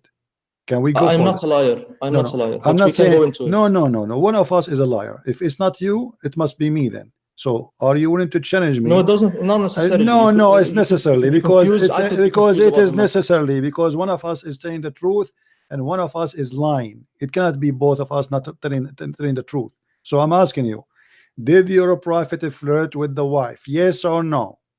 He did not flirt. Okay. He was giving. Are you willing to challenge me? I want to say. Are you willing to challenge me? Why you don't want to challenge me? What's wrong with the challenging me and get me busted in the front of all those Christians? So long as you are fair. I'm asking you. I'm being fair. I'm asking you why you don't want to challenge me. I want to challenge you, but you have to be fair.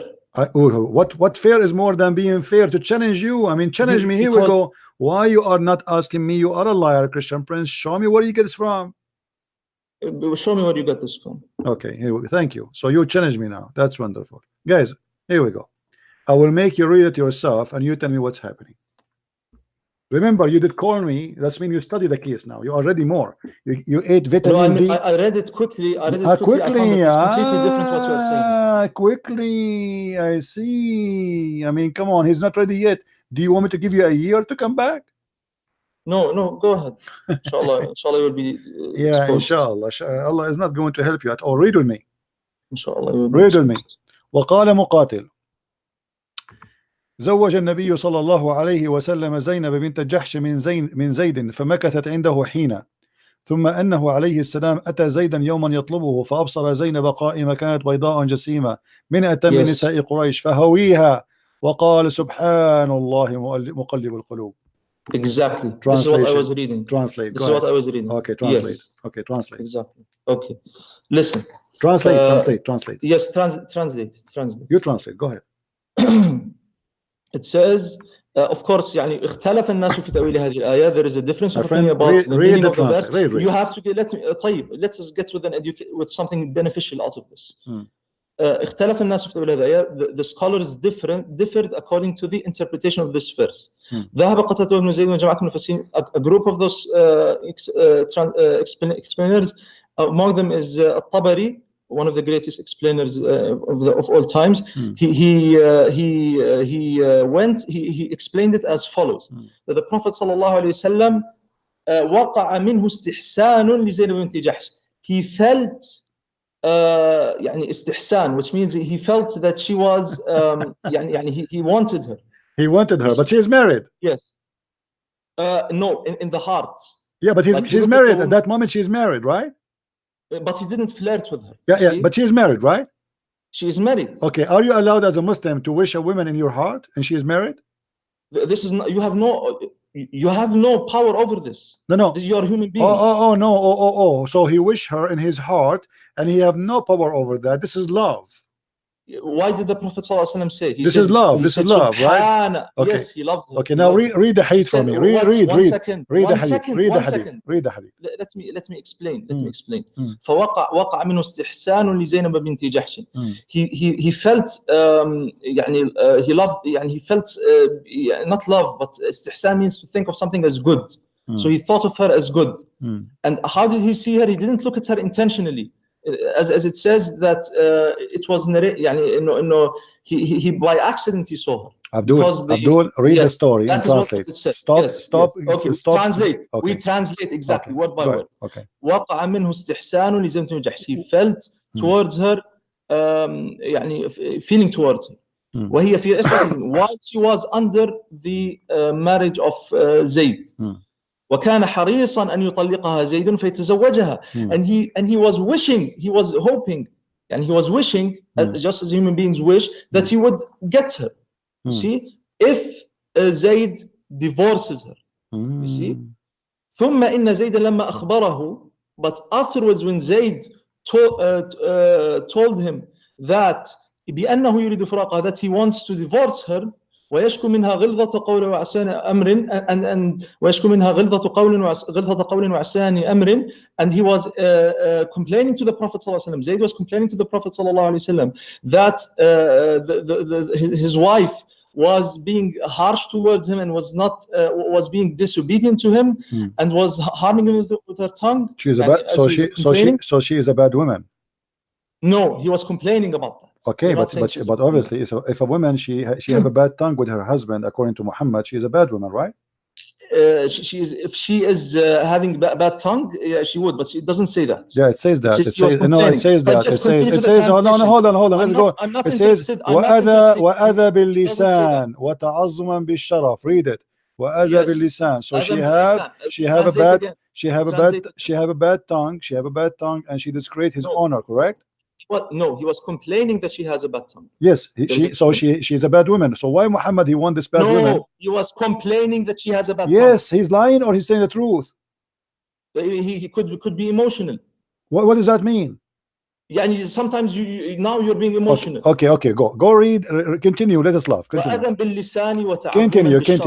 And she was thinking of herself. So you are saying that Muhammad he wanted the women. And the woman, she is a bad woman. She have a bad tongue. She is not treating her husband respectfully. No, he wanted her because she is beautiful. So he don't care even if she is a whore, just because she is beautiful. So how Muhammad noticed that this woman? Let us translate. How Muhammad noticed? How Muhammad? Hold on. How Muhammad knew that this woman is a beautiful if she is a Muslim woman and she is wearing a burqa? Because this, as it says, the curtain was, the wind blew the curtain and he took a glimpse. The curtain blew the wind. The wind blew the curtain. Explain to us. Go ahead. Yes, it's not. The curtain, guys. The curtain blew. The wind blew the curtain. I mean, Muhammad he did not look. Okay, read with me. Read. Okay. He took by accident. Read. So okay, read. He say? We read the translation. قال له اتق الله. So he said upon after he came to complain to him, and the Prophet had seen his wife, and he took a glimpse at her, and he even in another narration it says, guys, he take a glimpse. Okay. Glorified is Allah, the turner of hearts. What does this mean? It means that his heart is in the hands of Allah. He's are you translating everything we see in the screen? Why you are not translating? No, it comes later, but because no, I want you to read. I want you to read. I highlighted for you. I want you to read and translate, please. No, I'm not reading on the screen. I'm reading. Okay, read what it says. وقال مقاتل. قال It مقاتل. says then. But I'm translating the same. No, thing. you are not translating. You are not. You are passing. You jump. I'm not on YouTube. I am not. It doesn't matter. Read and what you have in your hand. وقال مقاتل زوج النبي صلى الله عليه وسلم زينب بنت جحش من زيد فمكثت عنده حينا ثم إنه عليه السلام أتى زيدا يوما يطلبه فأبصر زينب قائمة كانت بيضاء جميلة جسيمة من أتم نساء قريش فهويها وقال سبحان الله مقلب القلوب. What did he do? Translate. He said yes. So when he took a glimpse فأبصر زينب قائمة, when he looked at Zainab, he took a glimpse at Zainab. It doesn't say intentionally. The Prophet ﷺ, he taught us. What do you mean he did not say? What do you mean intentionally? He came to the house of Zayd, correct? No, it doesn't say that. It says that ثم أتى عليه السلام زيدا يوما يطلبه. Top line. Probably. Yes. Yeah, properly.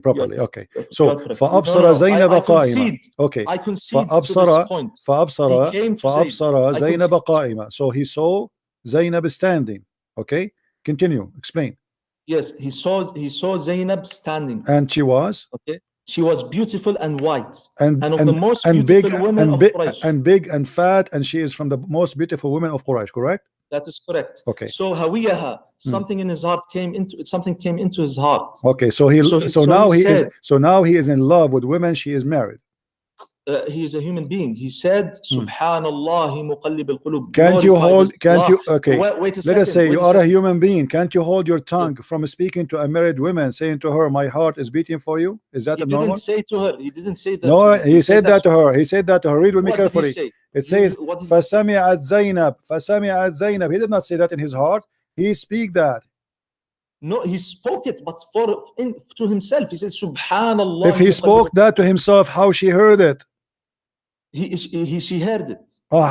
So it's not for himself, obviously, because you know that when you speak a voice which people they can hear or they cannot. So he spoke the word. So Zainab, she heard him praising her, right? Does it say that? She didn't praise it. Let us read the translation and people will understand.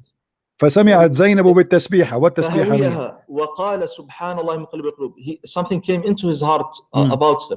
So he said, Subhanallah, glorified is Allah, the turner of hearts. So his heart turned for her. 1 second. فسمعت زينب بالتسبيحة. Zainab understood what was going on. She heard what she understood now. What she understood. She understood that Muhammad.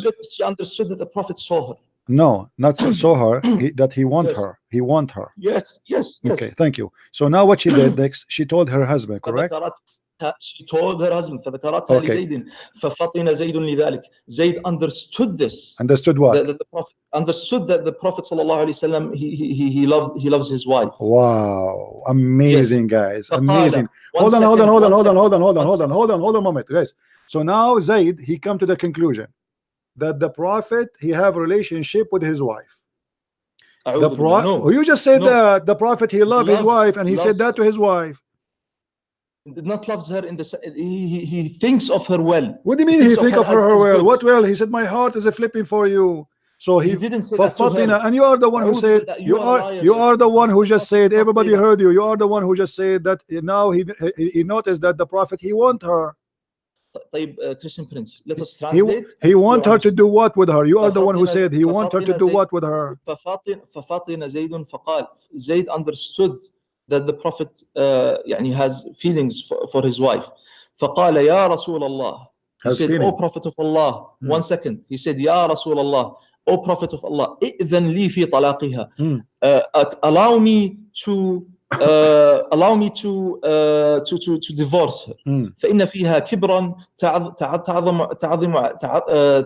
تعظم علي وتؤذيني بلسانها. She has arrogance. تعظم علي وتؤذيني بلسانها. My friend, your Arabic is horrible. Okay. Yes. تعظم علي وتؤذيني بلسانها فقال عليه السلام أمسك عليك زوجك. So now let's translate. What does this mean? So look, guys, look what happened. Hold on. I want you to confirm this. So now Zayd, after he heard that Muhammad he flirted with his wife, he went to Muhammad, he told him, and he wanted her, and you are the one who said that. he want her. So he went to Muhammad. He said to him, you know what, let me divorce my wife. She is not really good. She is like hurting me with her tongue. She is so proud. No. The Prophet the Zayd went to the Prophet and he told him, "O Prophet of Allah, allow me to divorce her," because he wants him to marry her. He said, "Allow me to divorce her.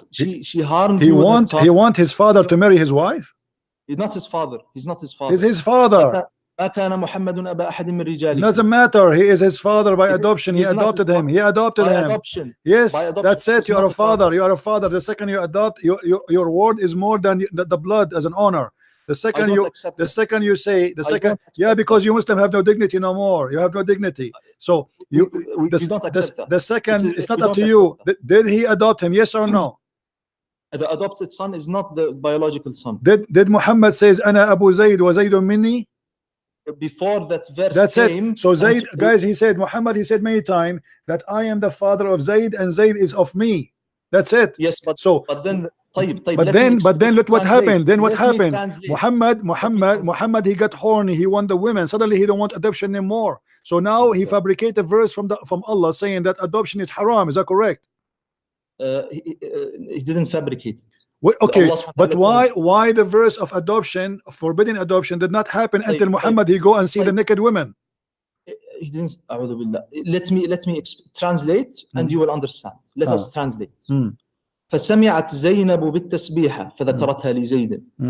Zainab heard the glorification of the Prophet ﷺ, and she mentioned it to Zayd. ففطن زيد فقال, Zayd was intelligent, he understood what happened. فقال يا رسول الله ائذن لي في طلاقها. O Prophet of Allah, allow me to divorce her. فإن فيها كبرا تعظم علي وتؤذن بلسانها. She is greater than me in status, and she is using her tongue and harming me with her tongue, because he wants the Prophet to marry her. فقال رسول الله صلى الله عليه وسلم, the Prophet صلى الله عليه وسلم said, أمسك عليك زوجك واتق الله. Hold your wife to you and fear Allah. Okay, hold on, what does guys. This mean? Here, look at the scam of Muhammad.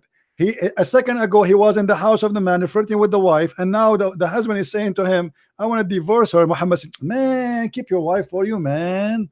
Don't do that. Don't divorce her. Why you want to divorce her? But is it him? Is it him who flirt with loud voice so the woman, she will hear him and she will tell her husband? He intentionally said. Don't he knew? He intentionally. What do you mean that intentionally? Here we go. The man, he came and now he want to divorce his wife. He never wanted to divorce his wife. He's happy with her, and now he noticed. And you are the one who said to me, "Fafatina Zayd." So Zayd, he noticed now. My father, he want my women. He want to have sex with her. So let me divorce. One second. Why did the Prophet ﷺ advise Zayd with that? Because he's trying to say that I am not the one who won it, but he want him to divorce it. You are the one who said that, right? So that's mean he's hypocrite. In his heart, because he was honest. No, he's not honest. He's not honest. You are the one who said to me, in his heart he want her, right? Sahih. Okay, so in his heart he want her, in his tongue he don't want her. That is hypocrisy. That's a lie. No, that is the truth. That's the truth. What the truth? If I say to you, I don't want your wife, don't divorce her, but in my heart I want you to divorce her. Where's the truth? You give the advice when you are what advice? What kind of advice? I go to your house. I am the one who destroyed your house already. I am the one who went to your house, flirted with the wife. The wife, she told the husband now he want to divorce the wife, and now the husband coming to me, and now I say to him, oh, keep your wife for you. And look what happened. Allah, he sent him a verse, says to Allah, said to Muhammad, why you are hiding what Allah revealed to you? Which means Allah is part of the crime. Allah is involved. No, Allah is involved in the. Let me explain. Oh, no, I will let you explain. Allah, he sent the verse saying to Muhammad, why you are hiding what I revealed to you? What Allah revealed to Muhammad, that I will give you that woman. Is that correct? Allah subhanahu wa ta'ala, he says, وَتُخْفِي فِي نَفْسِكَ مَا اللَّهُ مُبْدِيهِ. You hide from the people what Allah will make so clear. Muhammad is a liar again. Why Muhammad? No. Why Muhammad is hiding what Allah revealed to him? There are many things here. The first is that the Prophet sallallahu alaihi wasallam, he gave advice to Zayd that he hold his wife, because he did not, although he loves her, but he has an obligation to give an advice. He said, "Amsik alayka zawja," and then Allah subhanahu wa ta'ala tells him, وَتُخْفِي فِي نَفْسِكَ مَا اللَّهُ مُبْدِيهِ. You hide in yourself that you love her. You see that you want her, but Allah subhanahu wa ta'ala will make it clear. You see, وَتَخْشَى النَّاسَ. And you fear the people that they will say you married the wife of your adopted son, because that used to be something which Arabs didn't accept. Thank you very much, guy. Did he say? Did he Yes. say the Arab don't accept? Yes. That was a shame. That was a shame. Arab don't do that. Arab Yes, don't but- marry their but- own. They don't So- do so and what flirt. I'm saying- You see, the Arab, they have more dignity than you Muslims. The Arab before Islam, they are a lot better than you. You just admitted that the Arab before The that. Prophet sallallahu alaihi wasallam. Hold on, he don't said- tell me the Prophet he said- sallallahu alaihi wasallam. Just go. I'm done with you. Go. We are done. What is more than this garbage? No, I lost my voice. I don't want to talk no more. Go. Stupid. Everybody's laughing. We got what we want. A prophet of God, he go to the house of the man, he flirt with the wife, he speak loudly so she would hear him. And actually, I believe already this woman, she is sleeping with Muhammad. Muhammad, he did marry her to his son, so he can go there. It's an excuse. Obviously, they have a relationship together. This person was a slave. Muhammad, he married this woman to the slave, so he can go to the house of the slave, and he adopted him as an excuse to go to his house. And then when Muhammad became so powerful, he do not need guys, don't call me now, just hold on, don't call me please. Muhammad now do not need any excuse no more. That's it, he became powerful. Anytime he need anything, he say Allah told me. So here we go. Muhammad, he forbid adoption. Don't call me, man, what's wrong with you? The person, this is not the Muslim, is calling me a mother, no Christian. Don't call me, just wait. So Muhammad now, he brought Allah to this madness. What kind of God he need to make a chapter about this? Let me block you. What's wrong with you? Where is this guy? I have to block you now. I mean, you have a madness. Go.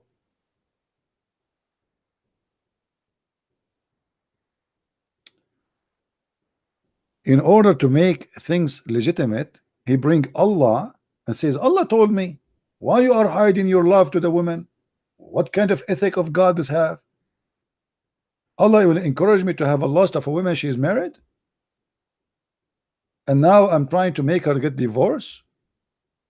Muhammad is the one who made her get divorced, because he is the one who said that to her. And I am sure that this woman, she is in conspiracy with Muhammad already. He told her, when your husband come back, tell him what he can do. He's no one for me. He knew that this guy would get killed in a second if he say no. So the man was smart. He said, oh, Muhammad, he want her, he will kill me. Obviously, he's sleeping with my wife already anyway. When a man come to your house and flirt with your wife, and the wife, she tell you that, and then the wife, the proof that the wife is a whore. Look what the wife, she say. The wife, she say, and after the prophet, he flirt with me. Each time my husband want to sleep with me, Allah, he made his penis swell. Isn't it obvious that this woman is a whore and she's a liar? Because who's going to believe in such a lie? That God made the penis of the husband swell. Obviously, it's a fabricated lie. So obviously, she is in the bed with Muhammad already. She claimed that Allah is involved. It's not her and Muhammad having a relationship, cheating behind the poor husband. Here we go. Allah made the penis of my husband as well. Each time he want to have sex with me, his penis is fine. But the second he get close to me, his penis became like a balloon.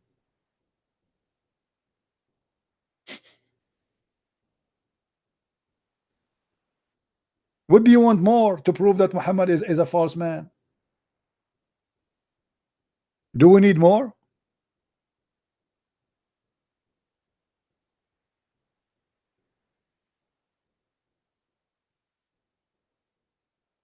This is God. If this is God, what is Satan?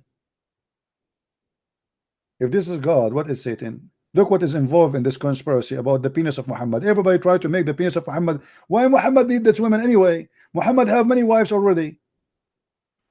Why he need more? And look, if we go in the Quran, you will see the verses before it. How Muhammad he got this woman to be married to that man and later to be married to him. Let us see.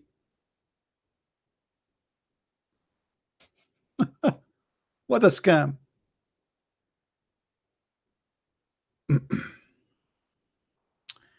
You will see here,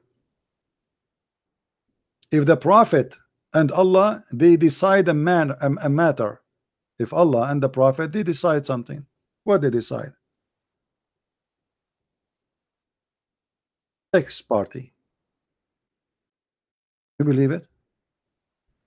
Sex party. Allah and Muhammad they decide sex party. They sit together and they made a decision. Read carefully with me. Chapter 33 verse number 36. وَمَا كَانَ لِمُؤْمِنٍ وَلَا مُؤْمِنَةٍ إِذَا قَضَى اللَّهُ وَرَسُولَهُ. Who is the one who make decision in this world? Allah and Muhammad. Read it. If Allah and the messenger they decide a matter, Allah and Muhammad decide a matter, it's not to the believers to say no. That's it. Muhammad, he want the women. He want the women to marry from this man. He want the women to get divorced from this man. He can't take any women. According to the book of interpretation, they said Muhammad he was given many privilege, and one of them, if his eyes fall into a woman, her husband must divorce her immediately. If his eyes fail into a woman, her husband must divorce her. Who said that? Ibn al-Arabi. Go and read and laugh. Read with me. It is not fitting for a believer, a man or a woman, when a matter has been decided by Allah and his messenger. Who is Muhammad? Muhammad and Allah, they make decision together. This is shirk. Muslims are mushrikeen, kuffar, pagans. They kiss a black stone, they worship Muhammad, they consider him that he and God, they make order together. Muhammad and Allah, they make decision together. How that can be? Imagine that I say to you that me and Yahweh we make decision together. What does that mean? Isn't it obvious that I'm saying that I share decision with God? Is that correct, guys?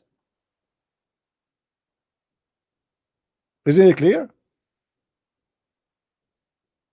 And what is the matter? It's about Zayd. Read, here we go. It's about Zayd.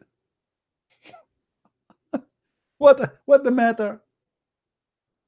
It's about sex.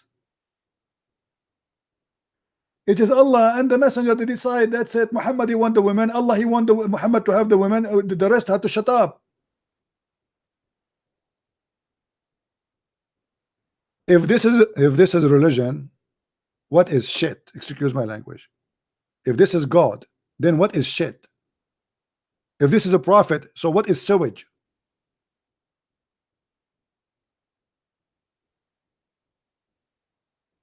This is God.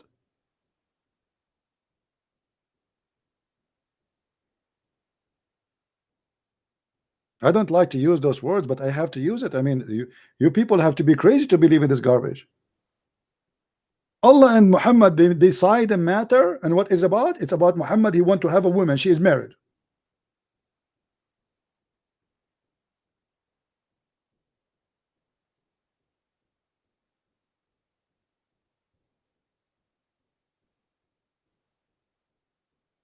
What a sick cult.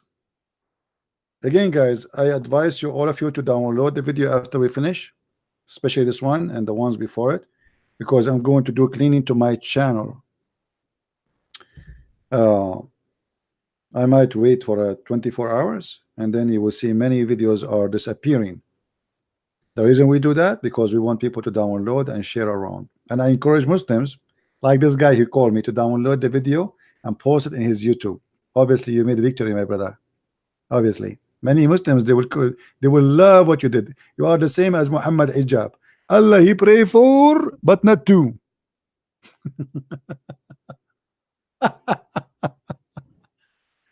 Anyway, guys, we will try to open. I'm not sure if tomorrow I will open, because it look like I'm getting sick somehow.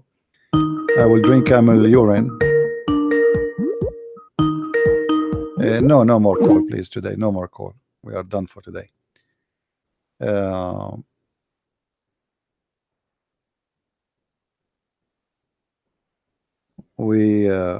know, I will try tomorrow to open if I can, if I feel better, but look like I have a headache, and I'm losing my voice. Anyway, tomorrow is Friday already. I'm Friday, actually. I should open Friday. Unbelievable. Okay, I will try to open tomorrow, but we will see. If not, then Saturday we will be here. All right, guys. I want to say thank you for being here. Please don't forget to download the video, share it around. As I said, many of them they will disappear, and I advise everybody to download, including the Muslims. Download all my videos and let the whole world see what kind of a scam you believe in. If this is your God, then who is Satan? That is a good question to ask. A God who have nothing to do except satisfying the sexual desire of Muhammad. God who created the heaven and the earth is worried about Zainab and Zayd and Muhammad. God, hey Muhammad, you want the women? Tony, go and get the women. Pray, buy her some pizza. I mean, what kind of God this God is? God who created the galaxies. Do you know how small we are, how tiny we are? And he is busy about Zainab and about Muhammad and about a woman. She is big, fat, and tall. And by the way, it says in Arabic she is fat. And the reason they say that because the Arab, they like fat women at that time. Jasima, you know, she's big, fat. The Arab, you see, they have songs. Like if a woman she is skinny, that means she is sick. Yuck. No way, you know. So in the old days, if a woman she is really fat, that means she is so sexy. All right. So Muhammad, he could not resist. I mean, she's so fat and she's so white. Like, wow, yummy. Which is so beautiful. I'm not making fun of anyone. Look, by the way, I'm just saying, trying to explain to you why it says there that she is big and fat, and the Prophet, he loved her. You know, she's fat and big and white. Oh boy. Anyway, guys, I hope you have a good time together. Don't forget to download especially this part where this Muslim Abdul, he called us and he said the great stuff exposing his Prophet. It was a good time to have with you. I will try to be here tomorrow. If not, maybe Saturday. I hope the cold will not take effect of me and I will not get sick. Until I see you soon again, may the Lord bless you. Christ is Lord. And obviously, Islam is a sick cult, fit for the one who have a sick-minded. We have a mental issue, not for me. I don't belong to this cult, and I will never believe in such a garbage. Thank you very much, and may the Lord bless you all. Take care.